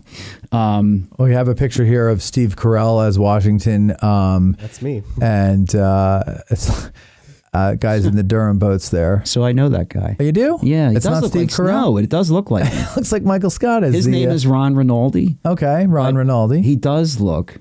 From that angle, at least, I don't know what he looks like for real, but yeah. Yeah, he does. Okay, so there they are, though, in the Durham boats. Now, is this at the actual crossing site? So that is at the crossing site, and it appears that picture, yeah, that's taken from the Pennsylvania side. Okay. So at the time, clearly is not known as Washington's Crossing. It's called McConkey's Ferry at that point. Okay, so it's it's a ferry. So it is a not a natural, but it's a normal crossing point. It is a normal crossing point. And so there here's are my question. several in the Delaware at that point. So, in 1776. okay, so my question is, have the British not covered all these crossing points? Well, meaning in what way? An outpost of some sort keeping an eye on things, or are they not thinking that the Washington would be so bold? I don't think they're assuming that Washington's going to be so bold. What they're trying to do, part of the reason that they have their troops located in certain cities in New Jersey is they're utilizing the main road networks to connect them for transport and communication back and forth. And that's not always necessarily on the river. And we pointed out earlier, I think, with Von Donop originally was supposed to go to Burlington, which is on the river. And he's not able to go there because the Pennsylvania State Navy controls the river at that point in time. Okay. So, and think about Ewing on the other side, right? Trenton, which is not far from the river, Trenton's being constantly harassed by Ewing. Right. So there is a little bit more safety in the interior as opposed to the river. But the British are sending patrols to go watch points. Okay. To watch crossing points on the river. Okay. So they are keeping an eye on what's happening on the other side, for sure. So it's not as if they're ignoring the fact that there are ferries that are out there. So is it that is it an arrogance, or is it a complacency? Like, what is it that makes it so that Washington is able to, and I know I'm jumping ahead here, but what is it that enables him to make not only the crossing, but then the 10-mile march from the crossing point down to Trenton? I think it's a mixture of the weather and British weather, incompetency in British high command, the contentious relationship between Von Donop and Rall, Von Donop being stuck over at Mount Holly because he allows himself to get stuck there, and Rall's low opinion of American forces. Rall's subordinates, chief among them, Major von Deckhow of the Kniphausen Regiment, is living through the experience of being in this town that is small, which they call it small, nasty, dirty. They want to get out of there, want to go to Philadelphia. They're stuck in this town from December 14th on, being constantly harassed by militia or Continental troops. Von Deckhow is urging Rall to try to fortify the town in some way, shape, or form, to build entrenchments, to build small fortifications. And Rall's response to that is scheisse by scheisse. Shit by shit. Shit by shit. Let them come at us. We will take them with the bayonet. What the hell does shit by shit mean? Apparently that's the way they... Just the way Rall... They say bullshit. You know, I don't know. But yeah, shit by shit, shit on shit. Basically that Rall's not going to take the time to entrench. He does hold the Americans in very low regard. Even though he realizes he's in a perilous situation, he holds the Americans in low regard in it. But he'll pay for that. He's constantly patrolling. He's on the lookout for what's happening on the river, but he's also on the lookout for what's happening on the road networks too. There are constant patrols that are watching a couple miles outside of the town of Trenton in all directions. That storm that is so legendary, that makes the crossing so difficult, also makes it hard for the Hessians that are in the town itself. And the way that the storm is blowing when Washington eventually approaches the town obscures visibility in a lot of ways. And the way that the storm is blowing, it's blowing against the Hessians. So, okay. Right? At Washington's back. It's at Washington's back, blowing into the faces of the Hessians too. So there are lots of factors that do it. I don't think it's ever one. And whenever you look at military conflict or military engagements, contingency is always key. There are so many contingencies that could impact anything at any one moment. Case in point is, what is the plan for this crossing once Washington develops it, right? He has his 2,500 men at McConkey's Ferry that he's going to cross over on Christmas night, December 25th of 76. What is he also expecting? He's expecting at least 2 and potentially 3 other Continental forces to cross over into the state of New Jersey. So he's at McConkey's Ferry about 10, 11 miles north of Trenton. He is expecting a large force of Pennsylvania militia under Brigadier General James Ewing to cross at the Trenton Ferry, which is just a half a mile south of Trenton itself. And their job is supposed to be to cross over and to guard the southern approaches. That basically Ewing's guys could come over there with about 1,000 men, maybe a little bit more than that, and seal off the exit route to the south, which could prevent a Hessian garrison from escaping southward across the Assunpink Creek, but also to prevent reinforcements that the Hessians would have further south from coming north. All right. If you want to move really far down south, and take a look at Israel Putnam in Philadelphia, there's some thought that if Putnam can get across the river with any degree of his force, that he can cause diversions in South Jersey, maybe create some confusion so that the Hessians may not know where the main attacks are going to be coming from. If you want to look a bit, to Cadwalader's guys who were initially supposed to cross at Burlington, they are supposed to go over there and to divert Von Donop or to engage Von Donop so that Washington and Ewing can smash the Hessians at Trenton in a pincer maneuver. That's the ultimate goal. It's a complicated plan. It calls for 4 different forces spread from Philadelphia to Burlington to try to move in coordination, get across the river, and hit their targets at coordinated times. Under the most ideal of conditions, that's an ambitious plan, right? A lot of people have looked at this over the years and said, this is Washington overcomplicating things again, because he always comes up with these complicated battle plans. But those are often the same people who want to say that Washington is a military doofus. And I got to tell you, it's not a military doofus who can conceive of coordinated attacks on multiple fronts in 4 different locations, having main attack forces, converging attack forces, diversionary attack forces that are all contributing to one master plan that he's developed. That does take brains. But now let me just ask here. Yeah. Could it be that they would say he's a doofus because a doofus would, what it conditioned is not only his army in, but also the condition of the river. It's winter. There's a lot of things working against him. I guess this leads to my other question that I wanted to get to earlier, which was, is he getting any pushback from his generals with this plan? Prior to, obviously. I'll do that in one minute. Okay.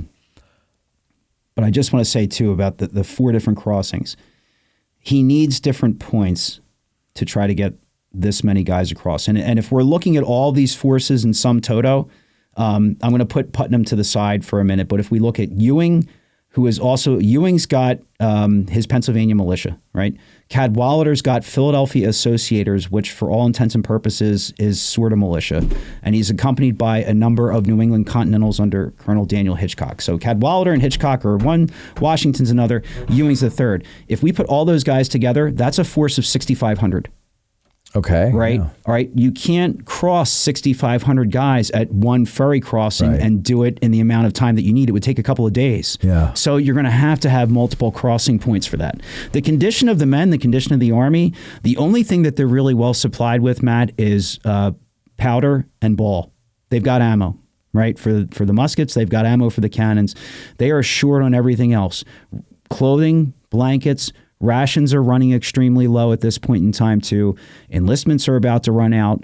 The situation is really coming to a head. So the condition of the army is not great. Right. But the condition of the Hessians is pretty good, right? The condition of the Hessians, as far as all that stuff goes? Physically is very good. Yeah. Mentally, though, those guys are absolutely exhausted. Those patrols are seeing ghosts where they aren't, because there is so much stuff that's been coming at them all the time. The weather condition is not something anybody could have predicted reasonably. They're better supplied. The Hessians are better supplied. So if Washington can sack them in Trenton, he can get their supplies. Yep. And his army can live another day. That's part of what he... Yeah. Well, eventually, when they score that victory... Kind of like Lee coming up here, he's got to get stuff. At a micro level, yeah. Washington will walk out of Trenton after he wins with... all 6 pieces of Hessian artillery, something close to 1,000 muskets, a number of drums, provisions. there's a lot that he'll pull out of that he'll be able to use. Well, you just gave away the ending. Well, so okay, they get across. How long does it take them to get across? When do they start? The when crossing do they end? is going to take. So let's talk about for a minute, because this had come up from people about these other forces under Ewing and Cadwalader. Yes, you have to understand that Trenton itself, there are falls on the river. And below the falls at Trenton, we're dealing with a different river than we are above the falls at Trenton. When you get below the falls, the river becomes tidal. It also begins to widen quite a bit. Above the falls of Trenton, we're dealing with a bit of a narrower river. Ewing, who's trying to cross very near Trenton, is going to encounter a situation where he can't even put a boat in the water. If you had gone to Trenton, a couple weeks ago when we were in the deep freeze, what you would have seen would have been waves of frozen ice in the river going out 70 to 80 yards at least. Because of the tidal nature of it and the way the water is moving, it starts to just form waves of ice that are jagged, and you can't get boats across there. I have never seen that before in my life. That's so cool. It's wild if you go over the bridge and you look at that sometime. If you get into that cold snap, you'll see it. That's what's being encountered by Ewing. So he is paralyzed by the condition of the river. For Cadwalader, he's initially going to try at Burlington, and it's proving impossible. So he's going to move to Dunk's Ferry, which is at modern Neshaminy State Park. And he's going to try to get across there. He gets to within 150 to 200 feet of the Jersey shore and runs into solid ice. Decides that he'll try to get out and march his men across the solid ice to do the rest of the crossing. The men are able to walk, but it's not thick enough to support the cannon, and it's not thick enough to support the horses. And we're talking about a force of 1,800 men with Hitchcock and Cadwalader combined. So eventually they're going to have to turn back and cross back into Pennsylvania. So now you have, and Putnam never makes a serious effort. So now out of the 4 intended crossing points, you have just Washington that's going to start to cross and actually get over there on Christmas night itself. Huh. Wow. Okay. So he gets over there. What was it, like 5:30 in the evening they start? So they're supposed to start around dusk. Okay. Which is going to be about 4:40, 4:45 in the evening is when you're going to start to see dusk and sunset. John Greenwood is a fifer from Connecticut, and he tells us that he's leaving his camp at Newtown, which is about 5 or 6 miles away from McConkey's Ferry, about sunset, and that his unit is one of the first that ends up crossing. So from the very beginning, there are delays. We estimate that they're probably about 3 hours behind schedule from the start. And this is going to be a slow process for them to get across the river. And they will get to the Jersey side before daylight hits, but the crossing probably takes about 10 to 11 hours to get 2,400 men, all the guns, and the horses across the river and safely over to the other side. Washington is observed after he crosses to be seen deep in thought, sitting on a box that was once a beehive.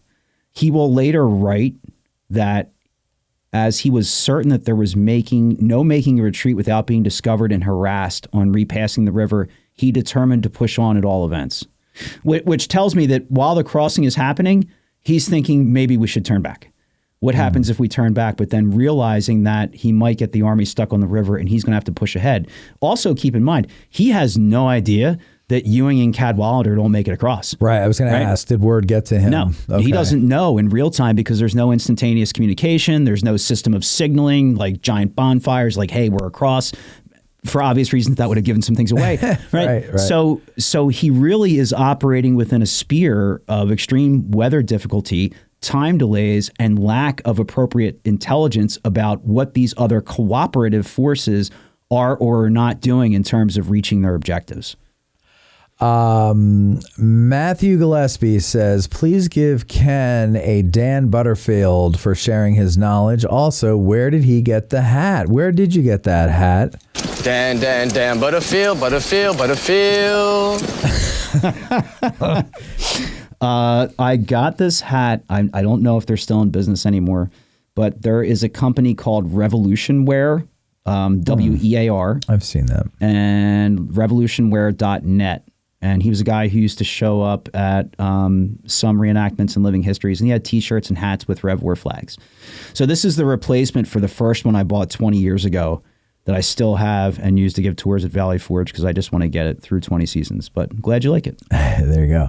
Yep. Okay, so do they have any problems, like any boats sinking, any guys falling overboard, anything like that, swamping, ball swaying? Yeah, ball swaying, I'm sure, because there are accounts of soldiers being ordered to jump up and down at times to try to prevent ice from caking onto the side of the boats. Do we know what the temperature was? The temperature is going to be probably in the high 20s. And that's based on the meteorological records that we've got. So high 20s and in the middle of a nor'easter. And you imagine most of this army is shoeless. Most of the clothes are worn out. They've been issued 3 days ration and 60 rounds of ammunition and told nothing about where they're going. They're just told to go here and aboard. There are no accounts of any boats sinking or any boats being lost in the river. There are no accounts of any men drowning. There are horses. I've not seen any accounts of horses being lost either, and no artillery lost. So they are able to successfully make the crossing, and that's thanks to Knox. Yeah. Knox is the guy that's superintending this. As soon as the entire army is over, they have to move. But Washington, even after initial forces had come out, is sending out security cordons into the surrounding area, because what he wants to do is to start to harvest anybody who may be on the roads in the middle of the night, early in the morning, and to bring them in, because he does not want it leaking out that he is moving towards Trenton. Yeah. Interestingly, one of the groups of people that's brought in is a group of Continental Infantry led by General Adam Stephen. Adam Stephen is a guy that's known to Washington since the French and Indian War. They had served together during that conflict. Adam Stephen is actually at Fort Necessity. And to give you an idea of Adam Stephen, he's been a pain in Washington's ass for 20 years. When Fort Necessity is lost to the French and Washington is forced to capitulate, that's a moment when if one word from the French commander, the natives may have fallen on Washington and his Virginia provincials and slaughtered all of them. Washington's able to get out alive and to get his men out alive. Yeah. As they're leaving the fort, Adam Stephen literally kicks a French officer in the ass. Literally kicks him in the ass. And what are you doing? They're political rivals, they're economic rivals in the interwar period. But Adam Stephen had a force of men on the Pennsylvania side of the river in the days leading up to the crossing itself. And Hessian pickets had come down to the river, sniped at him, killed one of his guys. Stephen went on a mission without authorization, took 40 to 50 guys across the river on Christmas Eve, and went and go hit a Hessian outpost on Christmas Day.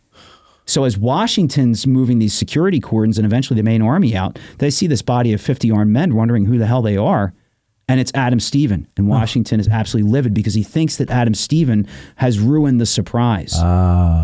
In retrospect, though, looking at things now, Rawls getting all these warnings, right? He's been hit constantly from various sides, and he's getting warned about a potential Christmas attack.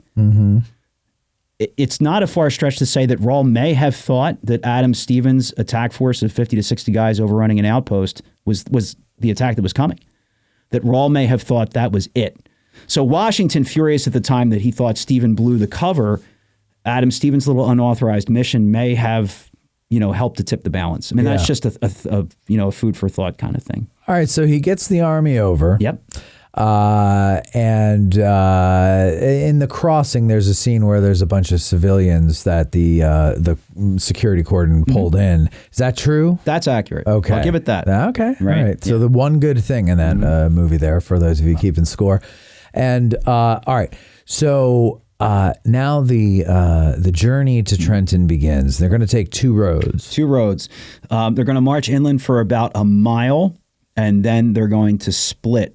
Greene and Washington are going to take that upper path where they're going to go up through the hills.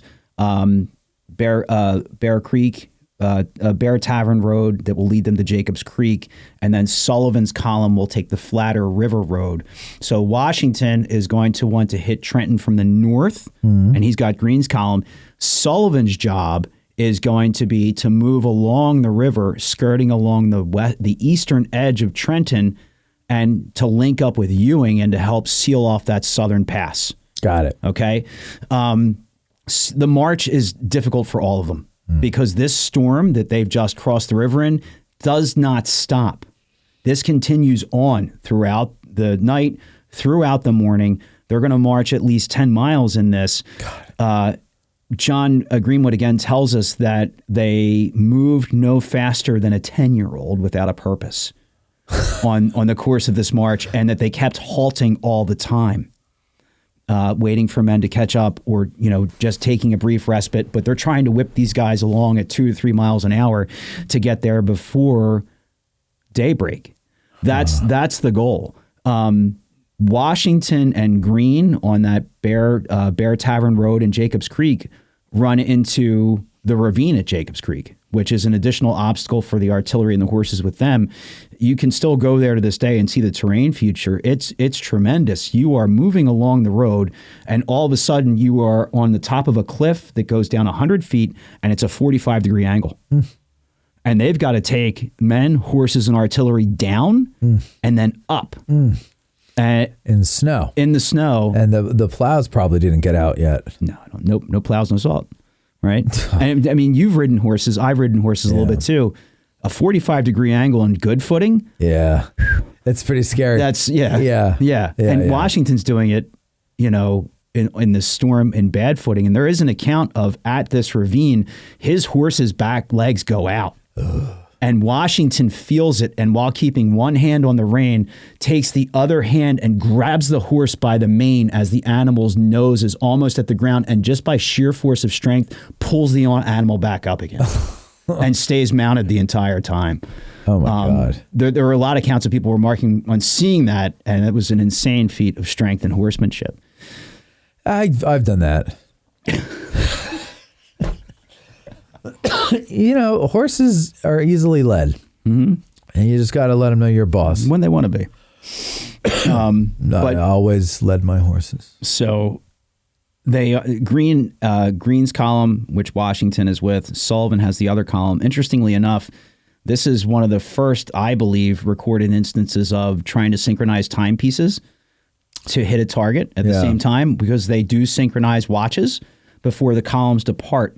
And the goal is to hit Trenton concurrently. So are they thinking Washington's a doofus because he's inventing a lot of stuff that we now, do as routine? No, I think he's just using common sense. I mean, yeah, I know, but often what becomes common sense isn't recognized when it's new, and it's thought of as crazy or doofussery or you know what I mean? I don't think there's a lot of times I get this. A lot of people think, you're nuts. And I go, no, it's just genius. Well, yeah, you and I walk that line every day. It's all good, man. I understand. I get you. Yeah. No, there's no account of anybody saying, like, what's this crazy guy doing synchronizing watches? I haven't seen anything like that. But, I think the force... Well, I don't mean that specifically. Right, no, I know. Ken. I mean, just give me some credit. God. Okay, what do you mean?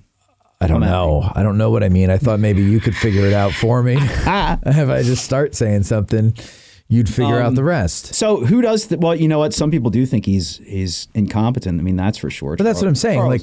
Charles Lee did. Charles Lee doesn't like him. Horatio Gates doesn't like him. Before Lee gets captured, he's dragging his feet to even bring those guys down to Washington. Right. And he keeps bitching and moaning about wanting an independent command. And he's writing to Joseph Reed, who is Washington's advocate. They're both criticizing Washington's military ability. Horatio Gates, during this period before the crossing, Gates is writing to Washington saying, "I'm too sick to join you with my troops, can't do it." And Washington says, "Fine, if you need to go to Philadelphia, do that. But on the way, could you stop at Burlington and just give me some intelligence on what's happening at Burlington?" No, I'm too sick. I can't do that. And then later he finds out that Gates has traveled not just to Philadelphia, but 100 miles further south to Congress so that Gates can badmouth Washington there. which is exactly what Gates does in 1777 again. So, yeah. So wait, how come he never got rid of Gates? Why would you keep that guy around? Well, it's Congress's decision, not Washington's.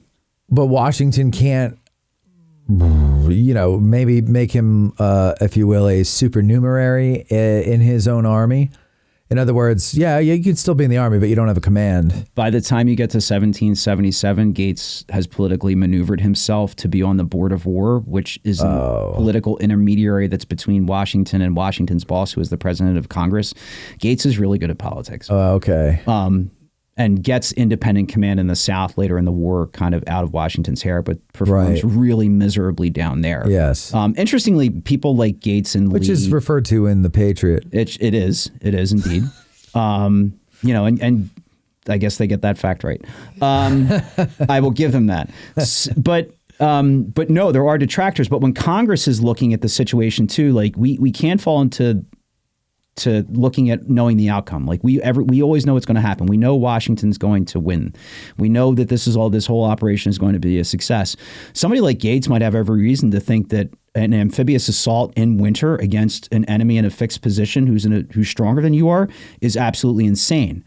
And while Washington has that French and Indian War military experience, people like Charles Lee and Horatio Gates were actually commissioned officers in the British Army. Mm-hmm. So when Congress looks at them, Congress sees them as having real credentialed value. When Lee is captured in December of 1776, there are a number of British officers who are expressing relief because they feel they've captured the only person who's a real threat to them. Right? Okay, yeah, that makes sense. Okay. So yes, those people think that Washington is doofusy. All right. So he gets over there. Yep.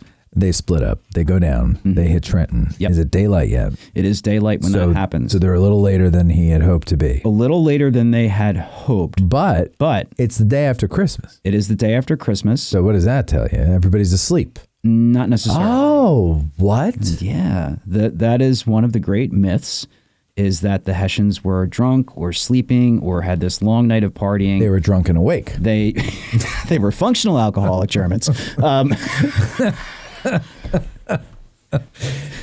That's not true. In reality, it's a force that's very exhausted, and it is performing a lot of the patrols that it normally would have, and a lot of Rawls' early morning patrols are done at this point.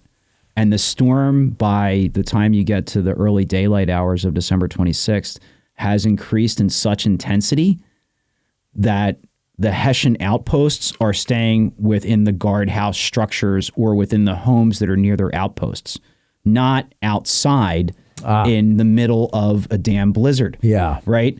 And Washington is then able to approach the town and get very close to it because the weather becomes a factor in his favor. So by the time it's daylight and he's getting into position around Trenton, is it still snowing? It is. It is. So it's not a bright, clear day. No, the crossing got that wrong. The crossing got that wrong. It is not. It is one of those violent storms where if you are outside, your visibility is limited to maybe 80 to 100 yards in front of you. So, I mean, driving on these paved roads that we have with streetlights and everything today in a blizzard like that, even if they have plows out and, it's very difficult to see where you're going. Mm-hmm. How are they finding the roads and keeping the roads? Mm-hmm. And I mean, it's not roads like we're used to. It's not roads like we're used to, but there are landmarks and structures. Sure. And the Army is not necessarily always marching in column down a road. The Army is actually, when you get towards Trenton, beginning to spread out into line formations, and they're using fields on either side of the road. Oh, sure, as you get towards Trenton. And that's, at this point, when they're getting towards Trenton, is when they have first contact with enemy outposts. And it's by chance. There's a Hessian lieutenant named Andreas Wiederholt, and he is at a guardhouse with about 12 or 13 guys, and it just gets so stuffy and uncomfortable and stinky in there that he's like, I need a breath of air. Right? So he goes outside and peers into the middle of the storm and sees what he initially thinks is one of the other patrols coming off duty and back in, and thinks nothing of it. And then this figure out there in the bad weather it becomes a larger mass. Oh, God. And as he's beginning to think, odd, musket balls begin whizzing by his face. Oh. So he calls out his guard, exchanges a few volleys at about probably 300 to 400 yards, and then beats feet as fast as he can to start moving back towards Trenton itself. But the point is, because of the weather factors, the Americans are almost on top of Trenton before the Hessians can even react. So they don't have enough reaction They don't time. have enough reaction time. When the American artillery is arrayed at the top of King and Queen Streets and American infantry is beginning to push through the town, Rahl himself actually is still asleep at that hour. He's woken up by an aide and then mounts his horse quickly. Also, that scene in the crossing, I'll give them credit for that. The whole thing where Rahl is pounding on the door, waking up, getting dressed. Slow. Ich mein Befehl gesessen, you know, that whole scene. Yeah, Gefrickenflecken. It's Swedish chef.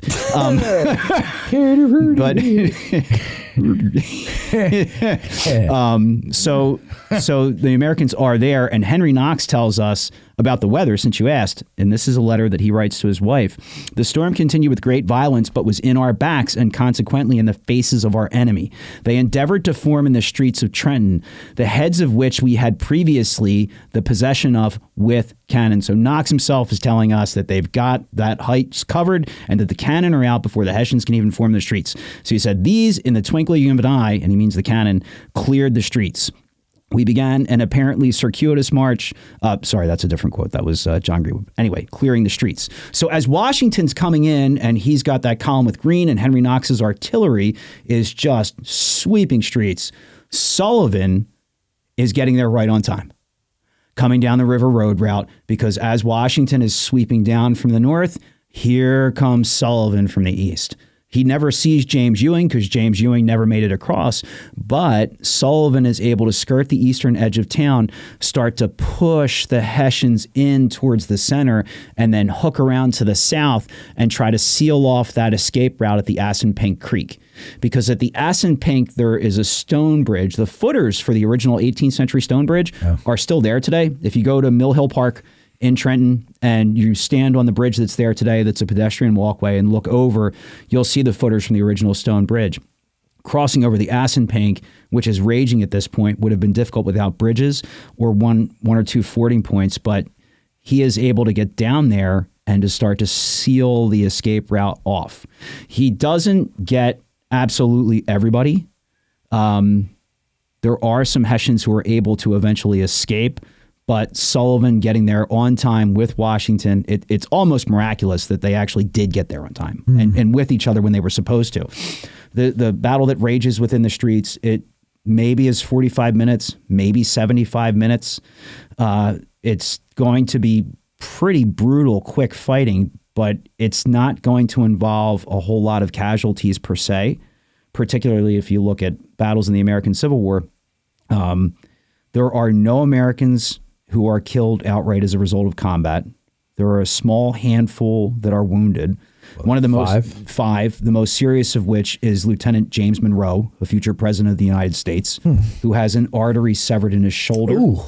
But that artery is fixed in time by a doctor named James Riker, who is in his late... Founded the island. No? No. Rikers Island? No. Oh, okay. No. My bad. Riker is a volunteer serving with the column. Interestingly enough, so as the Army's, moving towards Trenton, William Washington, who is a cousin of the commander-in-chief, and James Monroe are in this Virginia Dragoon unit, and they're part of the security forces that are flat-heading out looking for civilians and trying to protect the operation. There's this guy who comes out in his nightshirt with dogs barking and starts to yell at Monroe and Washington, thinking they're Hessians. When Riker realizes they're Patriot, he says, if you're going for a fight, you'll probably need my help. I'm a doctor. I'm willing to come along with you as a volunteer. That same doctor ends up saving Monroe's life. Wow. Yeah, if not for Riker, Monroe... We might not have had a James Monroe We might not have had a James Monroe, and then Manifest Destiny and all that. Oh, my Lord. Oh, my Lord. Imagine that. In terms of Hessians, there are maybe 25 who are killed outright, and somewhere between 85 and 95 who are wounded. It's if you go to the American battlefield, here, you go to, American Battlefield Trust here, battlefields.org, ladies and gentlemen. Look at this here. This looks like a joke. You've got, 2,400 Americans, 1,500 Brits or Hessians, 905 casualties, 5 American casualties. And the 905 is going to be almost entirely prisoners of war. Captured. The numbers that I gave you. I think I saw it broken down somewhere. It might have been, here. Let's see. So they have 22 killed, 83 wounded, 800 missing and captured. So I'd put the missing and captured a little higher than that. But okay. I think that's pretty close based on a number of things that I've read, that those numbers are always funky. Yeah. You can only always estimate. There is actually one British unit at that garrison. There is a British Dragoon unit that's there, and when things start to hit the fan, that unit beats feet and they get out of there. So Rawls left just with the 3 Hessian regiments that are there, the Rahl Regiment, the Lossberg Regiment, and the Kniphausen Regiment. But the vast majority of the casualties end up as prisoners of war. There are somewhere between 400 and 500 Hessian soldiers, along with women and children who are attached to the Hessian forces, who do end up escaping across the Assunpink Creek. So that accounts for I'm looking at this figure that's about 900 to 1,000. What about, 1,500 people are there? It's the 400 to 500 who are going to escape across the Assunpink and try to get out of there. But Washington's going to end up with, on his hands, somewhere between 850 to 900 prisoners, after the Hessian forces are surrounded and eventually decide to lay down their arms and surrender. Rahl had been seriously wounded within the course of the action. He had been shot twice in his side trying to rally his troops. Rahl did not want to surrender. Rahl wanted to reform his men and to charge uphill towards the Americans and try to break their lines. He wanted to break through them with a bayonet. But in the course of the rallying, he's shot twice. He is brought first to the Methodist church in town, and then after that, he is transferred to the home of a wealthy local merchant named Stacy Potts. And Rahl had been using Stacy Potts's home as his headquarters during the time that the army was in his Hessian brigade was in Trenton. Washington will go to visit Rahl before he dies. And Rahl asks for fair treatment of his men. He will be left behind in Trenton when Washington pulls out. Washington will leave probably about 50 to 60 Hessians behind that he does not take with him, because they are so badly wounded that moving them would have killed them. So he gives them parole and then leaves them behind in town. And then it's sort of a case of, what now? This thing actually worked. This isn't looking so crazy. What are we going to do next? And there was one of the listeners had said in a question about that's had something along the lines of, what is one thing, maybe a minor detail that people miss, and it's that question. It's what now? We won, because Washington doesn't know how far away British or Hessian reinforcements might be, if they're already on the way because they've heard something, and staying there probably isn't the best option at that point. Plus, he's now got 850 to 900 prisoners on his hands. Yeah, what does he do with them? Right, and he's got to pull all these supplies and gear that he wants to get out too. What he wants to try to do, and attempts to do first, is to cross the river at Trenton. Okay. Right. And I think what he's had everything gone to plan with all the forces, all the crossings happening. I think what he would have expected was, James Ewing will be there and Ewing will have boats to get us back across. James Ewing never makes it. So Washington goes and takes a look at the Trenton Ferry, and I think they make a half-hearted attempt to bring a few wagon loads of Hessian supplies down there, realize there's no way they're getting across, and immediately understand that even though we have just been up all night, marched through this, fought this battle, we're going to have to go back the way we came. Yeah. So now the army will march the 9 to 10 miles back up to the place in New Jersey near Johnson's Ferry where they had gotten off. And then they're going to have to cross the army back over into Pennsylvania using the crossing points that they had used on the 25th. So on the afternoon of the 26th, they're taking this march back. All the Hessian prisoners are coming with them. They're going back across the river once again. Washington will send initially a number of the prisoners to Newtown, Pennsylvania, which is about 5 or 6 miles away under guard. Then those prisoners will be transported to Philadelphia, and they'll be paraded through the streets as a sign of a great American victory. The officers will be separated from the enlisted personnel, and the citizens of Philadelphia are given, Washington publishes leaflets. And the basic tenor of those leaflets is that these people are not an enemy, that they were sent here to fight us, and you need to treat them with civility. Which is an interesting thing, because British and Hessian treatment of American POWs is notoriously awful. Right.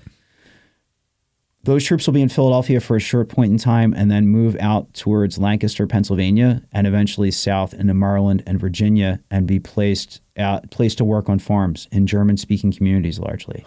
And they'll be given certain limited freedoms, but they were there to help the American economy. Did they end up staying after the war, like a lot of the German POWs did after World War II? A lot of the records that we have tell us that there is a vast proportion. Some estimates range from 25 to 40% of those who served in America and were not casualties end up staying here. Yeah, because they look around and they say, "Man Gott, wir schicken Blicken." Yeah, and how could you disagree? Yeah. So. He gets everything back over the river. How long does that take? Are there any problems doing that? Getting back over the river is not as bad as crossing, right? It's always easier going home. They do have to. It's always shorter. Yeah, I know. It didn't take us that long. You know? So true. No, he doesn't have the column is not harassed. They don't have enemy forces that fall upon them, and of course, security is always at a heightened level of concern. But they're able to get back across without much incident. The biggest problem is exhaustion, because at this point in time, if you're looking at the early evening of December 26th, it's probably been 48 to 60 hours without sleep for most of these guys at that point in time. In that cold, though, like their feet have got to be killing them. They have to be. It's got to be like walking with cinder blocks instead of feet.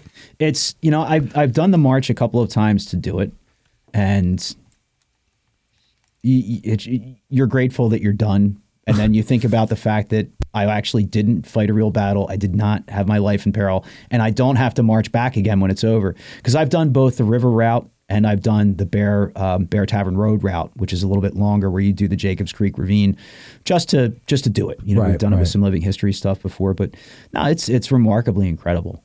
The Hessians, I think, are very nervous at first that they're going to be executed, because their commanders have told them that the Americans will show them no mercy. But then when they actually are treated with civility and well, as prisoners of war may go, I think it's a very surprising scenario. Washington even has a meal with some of the captured Hessian officers on December 27th at the McConkey's Ferry House. Lieutenant Andreas Wiederholt, who we talked about earlier, Wiederholt is one of the officers at that dinner that Washington holds, and has a discussion with Washington that he finds to be pleasant. Wiederholt says to Washington at the time, he left some personal effects back in the city of Trenton. He would like parole to go obtain them. And Wiederholt goes and then comes back to serve his time as a POW. Wow. He sticks to his word. The British are going through New Jersey making enemies out of what could have been good friends, while Washington is making friends out of enemies. Mm-hmm. And maybe he wasn't such a doofus after all. Maybe he wasn't such a doofus after all. Isn't that an epitaph? That'll be on my tombstone. Maybe he wasn't. Maybe he knew what he was doing. I was at Old Yeller Meeting House in Cream Ridge, New Jersey. Old Yeller Meeting House, which is a Baptist church, 18th century building, and there are a number of 18th and 19th century graves there. And I came across this grave for this guy who was the sheriff of Monmouth County in like the 1870s or 1880s. And it said he did an adequate job. That's like, oh my God. Such an honest. Terrible. Just terrible. If there was an ability to haunt and come back and what asshole put this on my tombstone. Right. All right. we've got questions that were submitted by our patrons over at patreon.com/addressinggettysburg. And of course, your phone calls and super chats, they're still open to you there. We're going to take a break. We'll come back and take care of all that stuff right after these words. While we pay the bills, we hope you'll call 717-420-1978 and get in the queue to ask a Gettysburg guide. We'll be right back. Oh, the ocean waves do roll and the stormy winds do blow. Yeah, just do the Patreon. Poor sailors are skipping at the top while the landlubbers lie down below, while the landlubbers lie down below. At Digital History Pioneers Foundation, we are about grassroots history on digital platforms.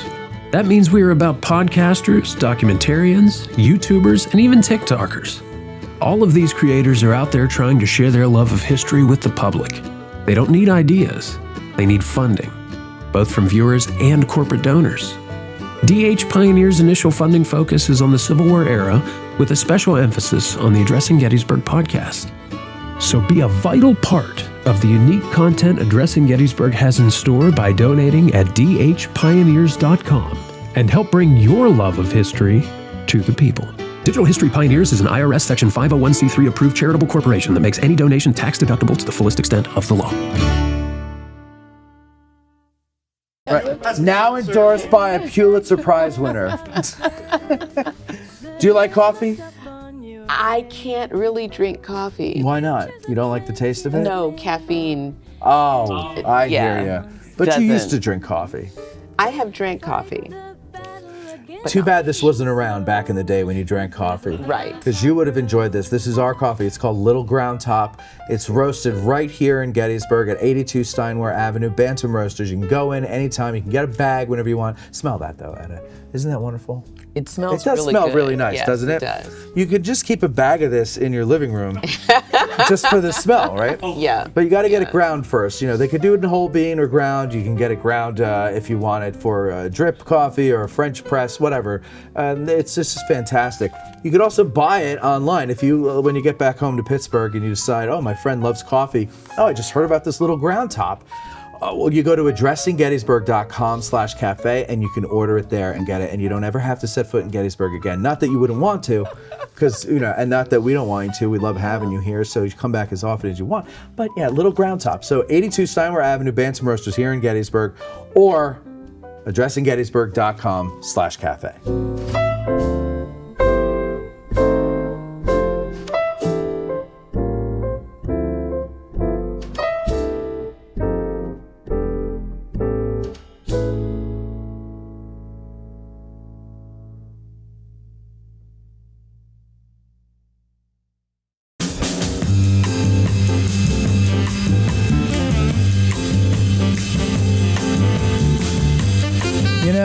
Ladies and gentlemen, I want to tell you about something that is very exciting, and I just posted a link to it in the comments section if you're watching live. It is, of course, our April 12th show at the Totem Pole Theater.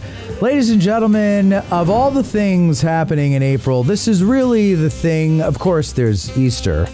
But other than that, this is really the thing. Well, and there's Passover, I think, is also in April. There's Good Friday. That's in April. But other than that, the only thing worth coming to in April is our show at the Totem Pole Theater. It's a live Ask a Gettysburg guide. And we love you so much. We got 3 guides and a historian, if you prefer. Cody Aish is the historian from the Seminary Ridge Museum and Education Center.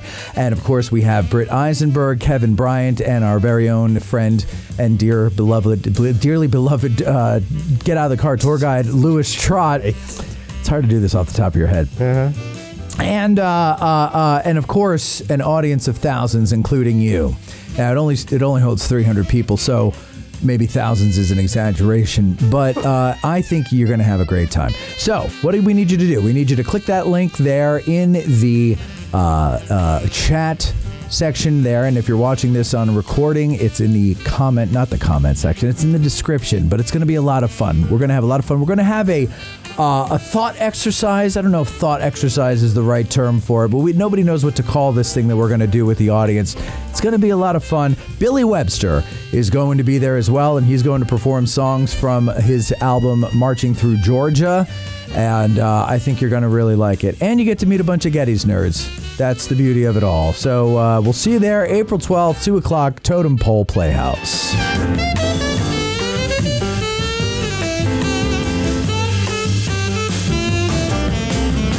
You didn't get in the phone queue during the break? Come on, what are you, chicken? 717-420-1978 is the number to prove me wrong. Super chats of $10 or more will be read on the air. Here's Matt. Do the swim. All right, so we're back now, ladies and gentlemen. It's time to get to the questions that our patrons over at patreon.com/addressinggettysburg have. Hey, can I tell you a story real quick? Sure. My mother called me right before the show. She texted me and she goes, "Can you talk?" And I was like, "Oh my God, what happened?" You know, somebody says, "Can you talk?" That's scary. So I call her and I'm like, "Hey," and she's like, "Hello." And I go, "Is everything okay?" And she's like, "Yeah, everything's fine. Why?" I go, "I don't know, because you said, can you talk at 5:30 in the afternoon? Like, that's kind of, scary." And she's like, no. Oh, she's like, no. So me and Jim. So, she and her man, Jim, are down in Florida for the month. How nice, right? They're in Florida for the month. And she goes, and so, we're looking at houses that we might want to rent for next March. And so we see this one house, and, they send you a questionnaire and they send you a video. You do a video call with them. They ask you a bunch of things. They don't tell you the address. They just tell you the area that it's in. And so we decided, well, let's drive through the area there until we see a house that looks like the picture. And I'm like, Jesus, you got nothing else to do in Florida except stalk these poor people? So there we are, we're riding along, and then we see the house, and we start to slow down and take a look at it, and then these two people come out of the house, and they get in the golf cart, and they're starting to come out, and we let them go. And Jim says, "Oh, hold on, let me go talk to him." I'm like, "No, don't do that, Jim." And then he gets out, and he goes and talks to him. And so then I get out, and we're talking, and everything like that. Anyway, long story short, without the annoying affected voice. So she gets out, they start talking to the people. Lovely couple from Ireland. Okay. And so they say, "Oh, would you like to come inside?" And I'm not going to try to do a broke. "Okay, would you like to come inside and see the house, since you're asking about it?" And I go, "Oh, sure." So they go inside and everything. And she goes, and somehow Gettysburg comes up in our conversation. And then it was because they were talking about all the places they visited in the States when they come to the States often. And he mentions Gettysburg, and he goes, "Oh, my son lives in Gettysburg." He goes, "Really?" "Yeah." And she goes, "Yeah, he does a podcast down there." He goes, "What's his name?" And she goes, "Matt Calorie." And he goes, "I love him." He goes, "I used to be a patron of his." She goes, "Why used to be?" And I agree. Indeed. Anyway, he was all excited. He took a picture with her, and he said he would send it to me, but he hasn't done it yet. And he said, "Don't tell Matt I want to send him the picture." And I'm sorry. She beat you to it there, but his name is Colin, and I do remember when he was a patron, and he is greatly missed over there at patreon.com/addressinggettysburg. But how weird is that? Somebody on vacation from Ireland is renting the house that my mother was drawn to rent for next year when she's on vacation down there from New Jersey. Maybe he's your next great muse, Matt. Maybe he's going to fund the program. Well, we and have. I didn't know your mom sounded like Linda from Bob's Burger. She just sounds like, she doesn't sound like that at all, to be honest with you. That's just the voice in my head when I think of things she says. It's just, for whatever reason, registers that way. It's a wild story. I hope that Colin comes back as a patron. I do too. It's nice to have international support, It's international acclaim. What about Grant? Acclaim. That's what I'm saying. Well, okay, except for Grant. It's nice. No, it's Grant. It's especially Grant. Grant is a wonderful, Grant and I tease each other, but we're actually we have a very warm, can you call it a friendship when you're never met and you're on two different continents? I don't know. Yeah. And you hung up on him? I don't know. So you're like the only guide that answers the question that we put on the forum at the top of the page here about books that you recommend for the audience, because the audience often wants to know, what can I read about this subject? And so Ken has given us some book recommendations, and I'm going to read them to you right now. Washington's Crossing by David Hackett Fischer. 10 Crucial Days, Washington's Vision for Victory Unfolds by William Kidder. Winning the 10 Crucial Days, The Key to Victory in George Washington's Legendary Winter Campaign by David Price. And The Long Retreat, The Calamitous Defense of New Jersey, 1776 by Arthur S. Lefkowitz. So those are the ones you recommend. I do. All right, very good. The Lefkowitz book is a little bit harder to find. So just so folks know that, the other three should be readily available wherever you purchase your books. And the David Hackett Fischer book is also available as an audiobook as well, if people prefer that. Wonderful. Robert Ravegna. Sorry, Rob. He says, what was the actual weather on that night? Was it snowing? Okay, so we did that. Temperatures 28, 29 degrees. 29. It's bad. So it's kind of like a lot of us can relate to this. I think it's pretty good that we're doing this now because I think a lot of us in this area and really around the country, it seems, can relate to that after this winter. Yep. I mean, every day was in the 20s and 30s for a good tear there this winter over by us. And I'll tell you, with heat in the house and a fireplace or a wood stove, I still wrap myself in blankets. I mean, it's probably because I'm old and the circulation isn't what it used to be. But like, you know, I was still cold in the comfort of my warm, cozy home. These guys are walking in snow and they don't have the insulated boots that we have today or any of the stuff we have to protect ourselves from the cold. Correct. And you are not old. You're seasoned. Thank you. Because you're not that much older than me. No, I'm not. but you're in much better shape than I am. Oh, geez, you run, don't you? No, but you look good. Yeah, but I've just you've trimmed down. You're being a little too coy. Yeah, but I haven't been working out.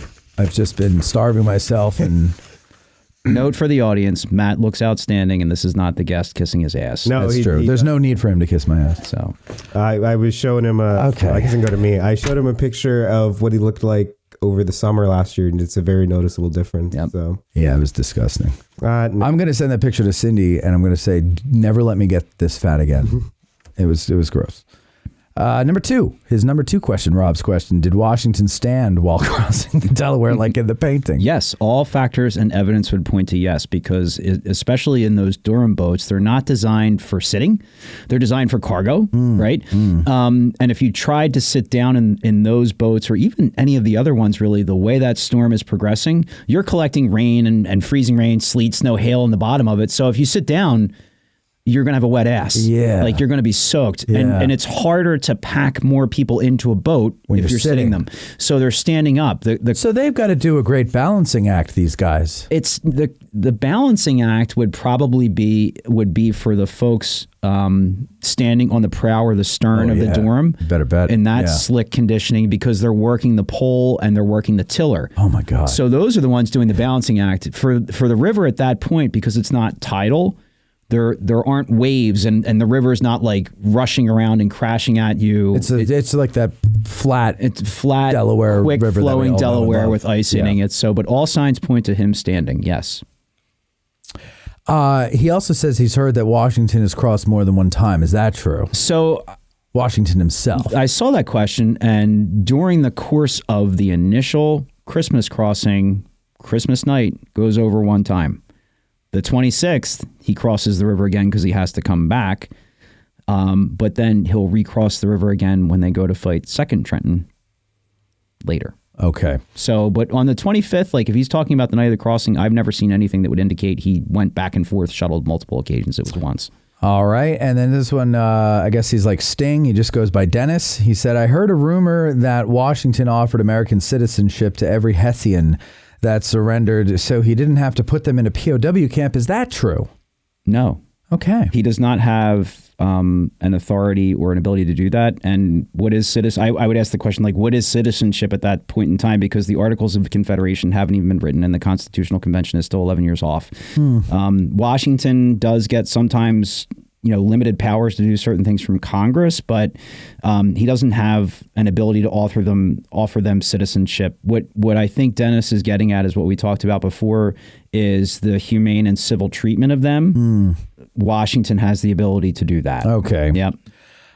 Kerry Schrock says, was it daylight out when the last boats hit New Jersey? Was there a letter to the Hessians that said that Washington that Washington is going to cross the Delaware, or is that folklore? So was there a letter that tipped off the Hessians that Washington was going to do this? So is it daylight out when the boats hit New Jersey? No, still dark at that point. Was there is an old myth that on Christmas night, Rawl is playing cards at the Stacy Potts house, and that a civilian comes and hands him a letter, and that Rawl never takes the time to read it, puts it in his coat pocket, and it's found there the next day as they're going through his effects after he's been killed after the Battle of Trenton. I've not seen anything to document that specific instance, but I think that every historical myth has some sort of a kernel of truth and an origin. And I think really the larger question is, was he receiving advance warnings about the perilous nature of his position or the fact that the Americans might attack? And the answer to that question is certainly yes. If we think about what the communications that he gets from General James Grant, who's commanding British forces in New Jersey, that's certainly coming down to Rawl. But when Rawl asks for help from Grant or from von Donop, nobody wants to help the guy out. Right. So I think he has a sense of what's coming, or the potential for what's coming. Another interesting fact that the Stacy Potts of the Stacy Potts house, 4 times great granddaughter, Annie Potts. We have now covered Annie Potts in 2 different historic sites because of the Isaac Potts house. And I don't think Isaac and Stacy and Annie are related in any way. What a shame. I know. Oh, what a shame. You know, I wish I damn it, now Meshack Taylor is back. And the Designing Women song is back again. I didn't think we'd get to that. That is too funny. It just dawned on me. And I was like, wait, I think we made an Annie Potts reference on the last. You know what? It's going to be a thing. We got to find a way to work Annie Potts into the next shtick that we do. I used to have a crush on Annie Potts. Cindy Jones, she said, which militia unit from Northampton County, PA were with Washington at the crossing or Valley Forge? None. Nine. But so it's interesting that she asked that question. So is it Valley? It is. Oh, because there is an interesting little anecdote about a guy from Northampton County that I want to share in a second. But first, Valley Forge, there is no militia stationed at the main Valley Forge encampment. Pennsylvania militia is used on the northern side of the Schuylkill River to serve as a patrolling force. So while there are some Pennsylvania militia units with Ewing, the Northampton County PA militia is not a unit that's designated across, and it is not a unit that is going to fight in the First Battle of Trenton, the Second Battle of Trenton, or the Battle of Princeton.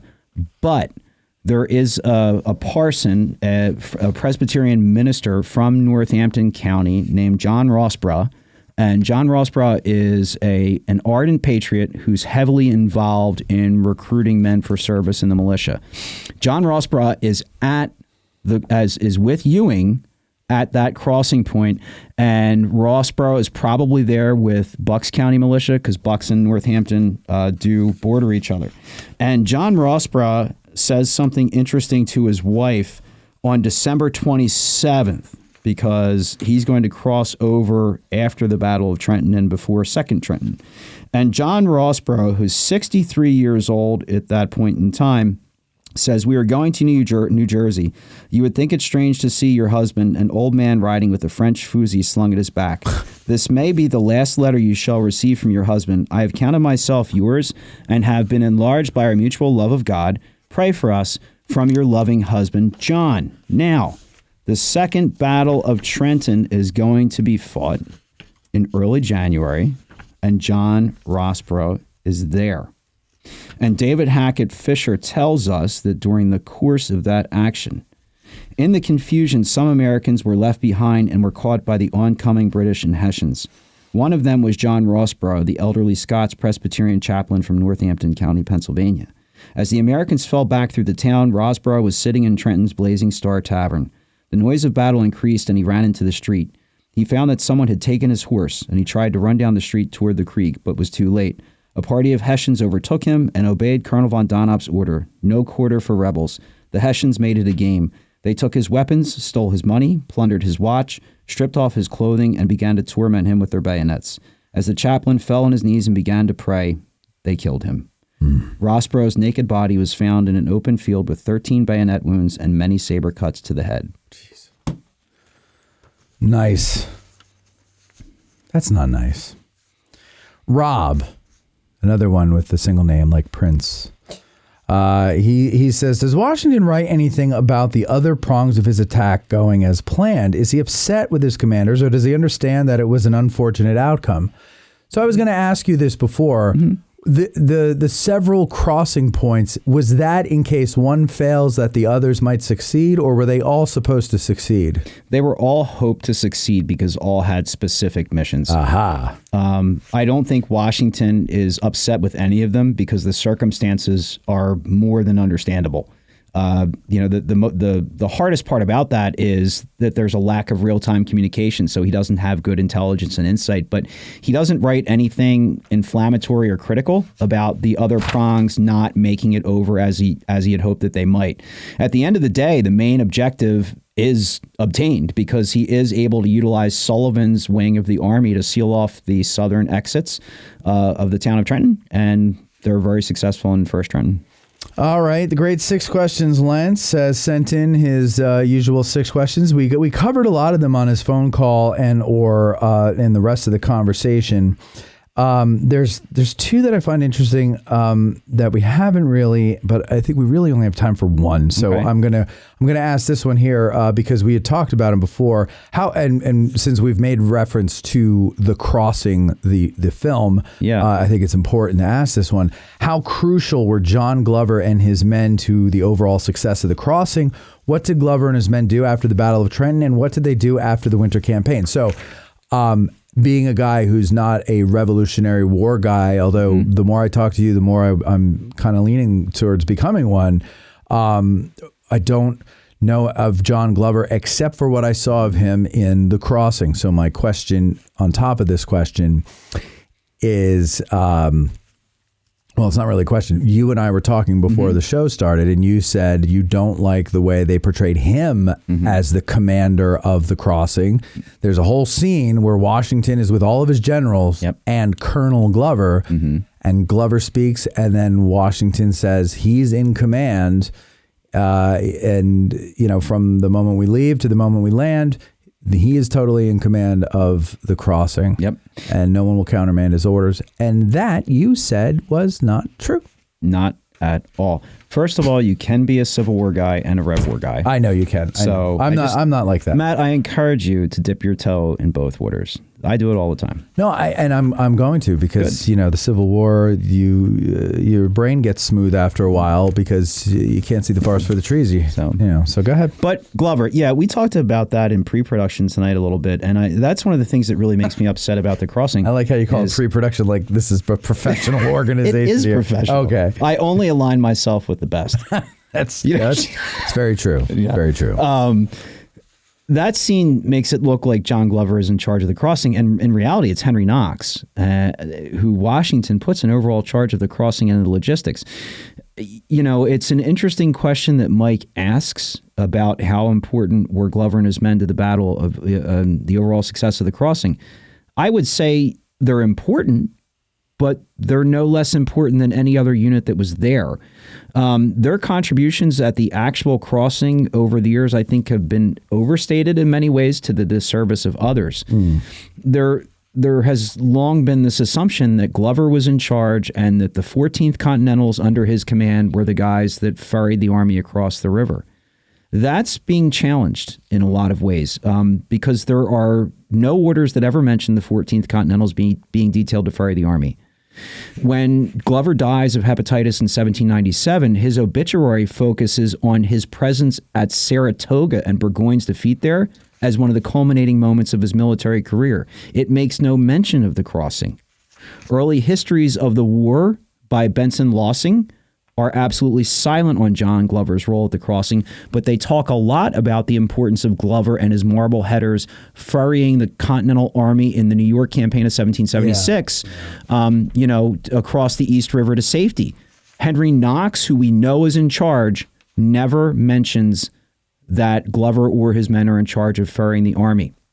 In short, there really isn't a shred of primary documentation to indicate that Glover and his men were responsible for ferrying in any way, shape, or form. Does that mean that they didn't assist or that Glover didn't consult because Glover has a maritime background?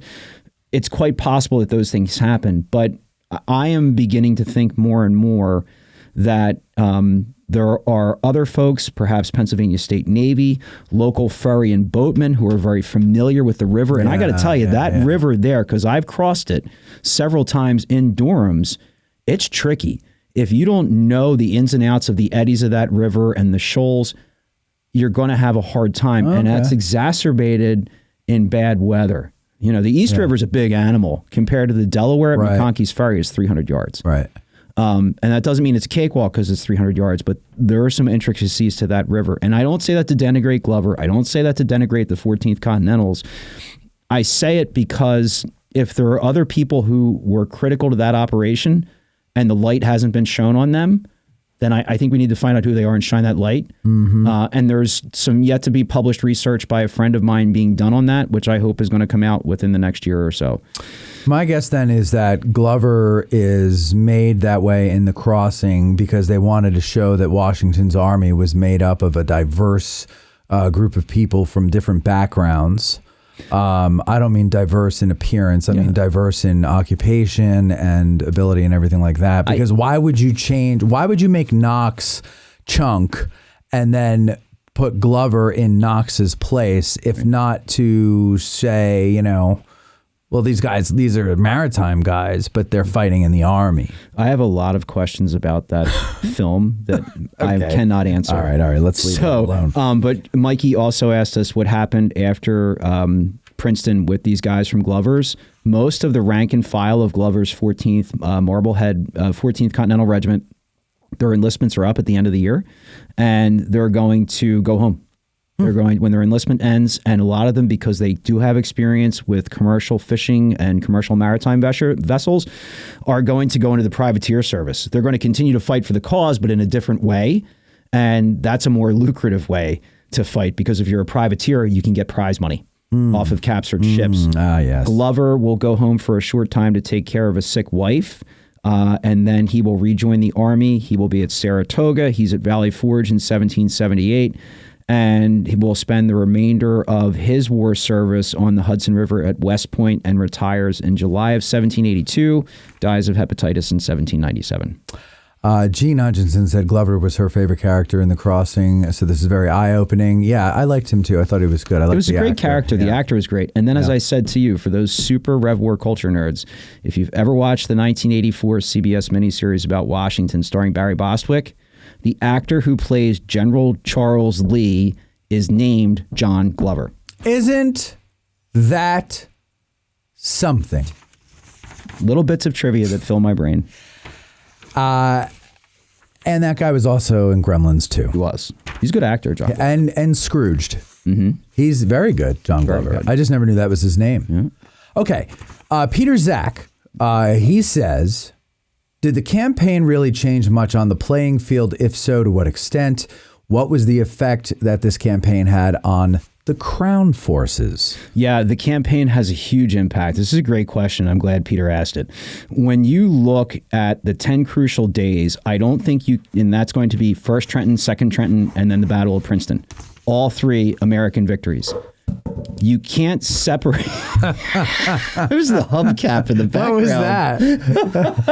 That was me. You can't separate it from what happens immediately after Princeton in that we get something called the Forage War, which lasts from early January until the end of March in 1777. And it is in the aftermath of the success of Washington's forces in the 10 crucial days, that rising of the New Jersey militia. The New Jersey militia under Philemon Dickinson and other leaders will begin to hit British outposts throughout the state of New Jersey for the rest of the winter. There are approximately 60 military engagements that are fought between January 4th and March 30th that involve the British being constantly harassed and taking lots and lots of casualties. If you look at the campaign in sum toto in that fashion and the impact on the British forces that they're going to suffer, it is going to be around 3,000 casualties that Crown forces take with the 3 major battles of the 10 crucial days and the actions in what we call the Forage War combined. If you put that together with their casualties from the New York campaign, which were another 1,500, and all of the men that Howe now has as sick and not fit for duty, from August of 1776 to April of 1777, the effective troop strength of Crown forces in North America is reduced by 50%. Wow. Which is huge. Yeah. Also, the Americans are going to capture substantial quantities of arms, ammunition, and supplies from Crown forces in New Jersey as well. So it does have a major impact on the Crown. And what it also is going to do is take the American revolutionary cause from that point when the flame is almost extinguished in December of 1777 to a point in the spring of 1777 where William Howe is now convinced that he must fight another major land engagement in order to try to end the rebellion. And of course, he'll focus on Philadelphia in that 1777 campaign. Now, to get from the environs of New York City to Philadelphia, the easiest and most reliable thing, all factors being considered equal, would have been just to march across the state of New Jersey, cross the Delaware at various points and converge on the city. But Howe doesn't do that in 1777. He decides to embark in New York Harbor, go all the way south and come up the Chesapeake Bay and land in Maryland. Right. The reason that Howe isn't taking the march route over New Jersey, which probably would have been quicker, is that he's petrified of what the American militia is going to do to his force coming in through New Jersey. He doesn't want to get torn apart in the cedar swamps, the pine barrens, by the militia and Washington's forces. So he spends all that time at sea to come up and try to take Philadelphia. So there's a big impact on the Crown forces immediately, and there is a big impact on the way that William Howe is thinking about fighting the war. Interestingly, if we want to think about global leaders watching what's happening, Frederick the Great, who is the king of Prussia, says that the achievements of Washington and his little band of compatriots between the 25th of December and the 4th of January, a space of 10 days, were the most brilliant of any recorded in the annals of military achievements. That is coming from the greatest military mind of the 18th century. Yeah. Which is pretty wild. And later in the war, if you want to think about impact and how people are looking at this, General Charles Cornwallis, who's fighting in New Jersey in the winter of 1777, guy who had his leave recalled to help fight against the Continentals, he will also be surrendering a major British army at Yorktown in October of 1781. He is at a dinner with Washington following the surrender and says, as part of a toast to Washington, "When the illustrious part that your excellency has borne in this long and arduous contest becomes a matter of history, fame will gather your brightest laurels rather from the banks of the Delaware than from those of the Chesapeake." Now, for me, looking at that as an historian, a couple of things, like when you look at other British quotes about Trenton and the loss there is a sense of blaming this on the Hessians and blaming this on Rawle, and Rawle can't speak for himself anymore because he's dead. Right. And I think, Cornwallis take him a little bit tongue-in-cheek because he's just surrendered an entire army on the banks of the Chesapeake. Yeah. But he's pointing back to Rawle and the loss at Trenton as a point in time when there was a hinge in the rebellion. William Howe will talk about it much in the same way. So will Lord George Germain, who's the British Secretary of State for North America. Those people are writing in real time, talking about how this campaign really was a game changer in the war. And even into the late 19th century, British historian George Otto Trevelyan writes about the 10 Crucial Days campaign as a turning point for the war itself, too. Ken Miller. I was going to call him 10 Questions Ken because, he doesn't have 10, but almost 10. Maybe he does. Anyway, but we're not going to do all 10 of them because a lot of them we already covered. So I'm going to ask a couple of them. One of them is, how do you assess the reliability of primary accounts of George Washington's crossing of the Delaware, especially when many were written after the fact? Yep. Like the Gospels. I would assess them just the same way that I would look at other primary accounts. I mean, you always look at sources, even primary ones, with a critical eye, thinking about what are the biases that an author may have. Who is their intended audience? Are they writing in a way to try to influence that intended audience? What's the origin? Was this significant source when it was created? Has it something that's been translated or altered or edited? And what questions we can answer about the time period by using the source, and if it has limitations. So I think you look at every primary source through a lens, and you try to put evaluative filters on it to pull out the shreds of truth and evidence, which is not always easy to do. But it's not just these primary sources. That's the same way that I would look at any of them. And what is a small detail about the crossing that most people completely miss but really brings the story to life? We've had First Trenton, but what about Second Trenton? That's you keep mentioning it, and I'm like, it's already 10 o'clock. Yep. But this is another show. We can another time for sure. I mean, yes, that's one. But I think, and we did cover this earlier. The right after Trenton thing that I think most people miss is the what next, and we talked about that, Matt. Like, there's the assumption, like, okay, they won, well, now it's over. Yeah. Like, no, what do you actually have to do now that you've won? Right. What happens to happen to you immediately? What are your strengths, weaknesses, opportunities, and threats, and how do you respond to all of those things in real time? I don't think people think about it holistically. For me, that is the much bigger thing. Yeah, because the end of the story is, we won, yay! Yeah. Let's bring everything back across the river. And then what? Right. But then what? Yeah. The story goes on. It's an 8-year war, right? Yeah, it's all a continuum. Good Lord. That's it for the questions, Ken. Okay. I believe, let's see. Yep, that's it for the audience, too. They've all abandoned us. There's only 2 viewers left. No, I'm just kidding.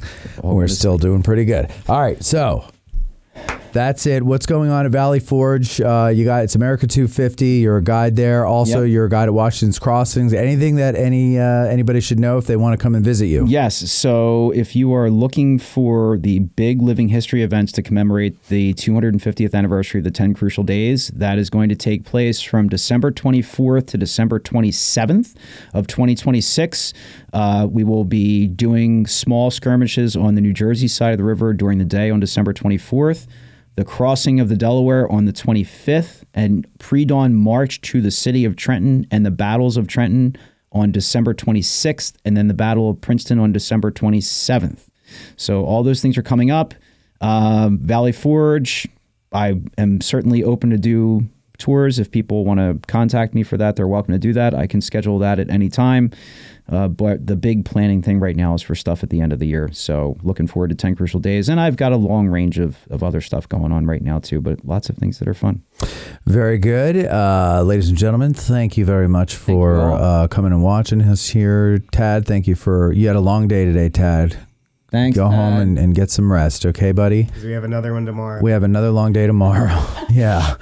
And Debbie, thanks for coming by. It's good to see you. Yeah, hi, Debbie. And Ken, thank you to you. Ladies and gentlemen, keep your eye open for Ken in the coming weeks. We've got our Tavern talk about Valley Forge. Woo! It was the last one we filmed, but it's the first one we're putting out. And originally the idea was because this winter was so freaking miserable that we figured people would be able to relate to it.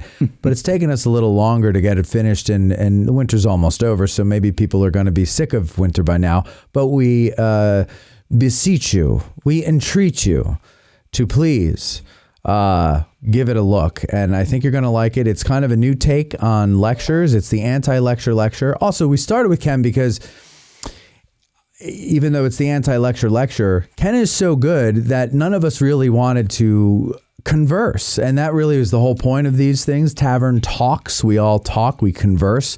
We discuss a given topic with a historian there to kind of help us along.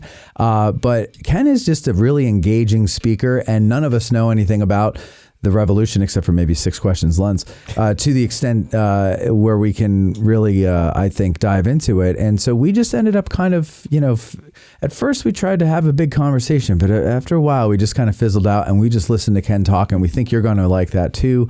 It's really it's really a good one. It's a nice way of saying I don't know when to shut the hell up. He really doesn't know when to shut the hell up. It was amazing. I was like standing there. I'm like, will you let somebody else speak? For the love of God. No, really, it really was great. And so we think you're going to like that. They're going to come out in the order of appearance in history. So it's... You mean chronological order? Yeah, I just wanted to say it that way. Okay. So we got Valley Forge is the first one, followed by what? Johann Braun's... Yep. Johann Braun in memory. Of course, that is John Brown in memory with Dr. Jennifer Murray. And then after that is going to be Custer in the Battle of the Little Bighorn with Jaime Hessler, which is, of course, James Hessler. Jimothy. It's actually Diego in Spanish. Oh, right. Yeah. What is Jaime? Jaime is Jaime, but James is Diego. Oh, yeah. That doesn't make any sense. Let's change that. Ooh, never mind. What? Nope. We can't change that? No, I was just going to say something else. Just keep going. Well, the one burn you got in already wasn't enough? Yeah, that's what I mean. Just keep going. Keep going.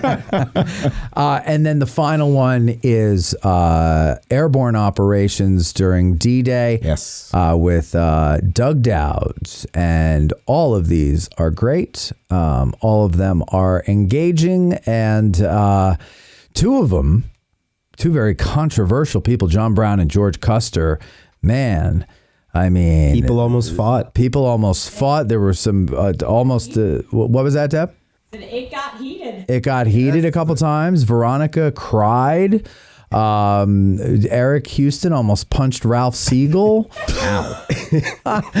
And it was something else. Yeah. It was something else. But Custer and John Brown really get people going to this very day. And so... that proves why history isn't boring. It's exactly right. You can see a fist fight at a bar just talking about John Brown.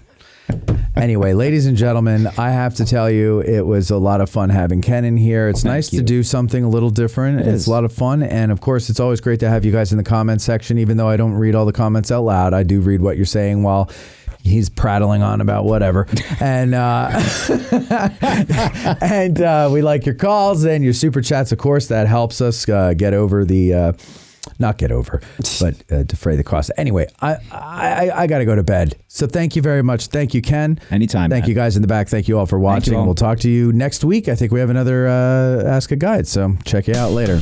Addressing Gettysburg's Ask a Gettysburg Guide is produced by Matt Callery, Mikey B. Bariski, and Tad Scase. Hosted by Matt Callery, featuring Mikey B. and Court Nicker. Engineered by Tad Scase. Guests booked by Dave Bussiere of TR Historical. Broadcasting from and recorded at the Gettysburg Museum of History Studios. Thanks for listening.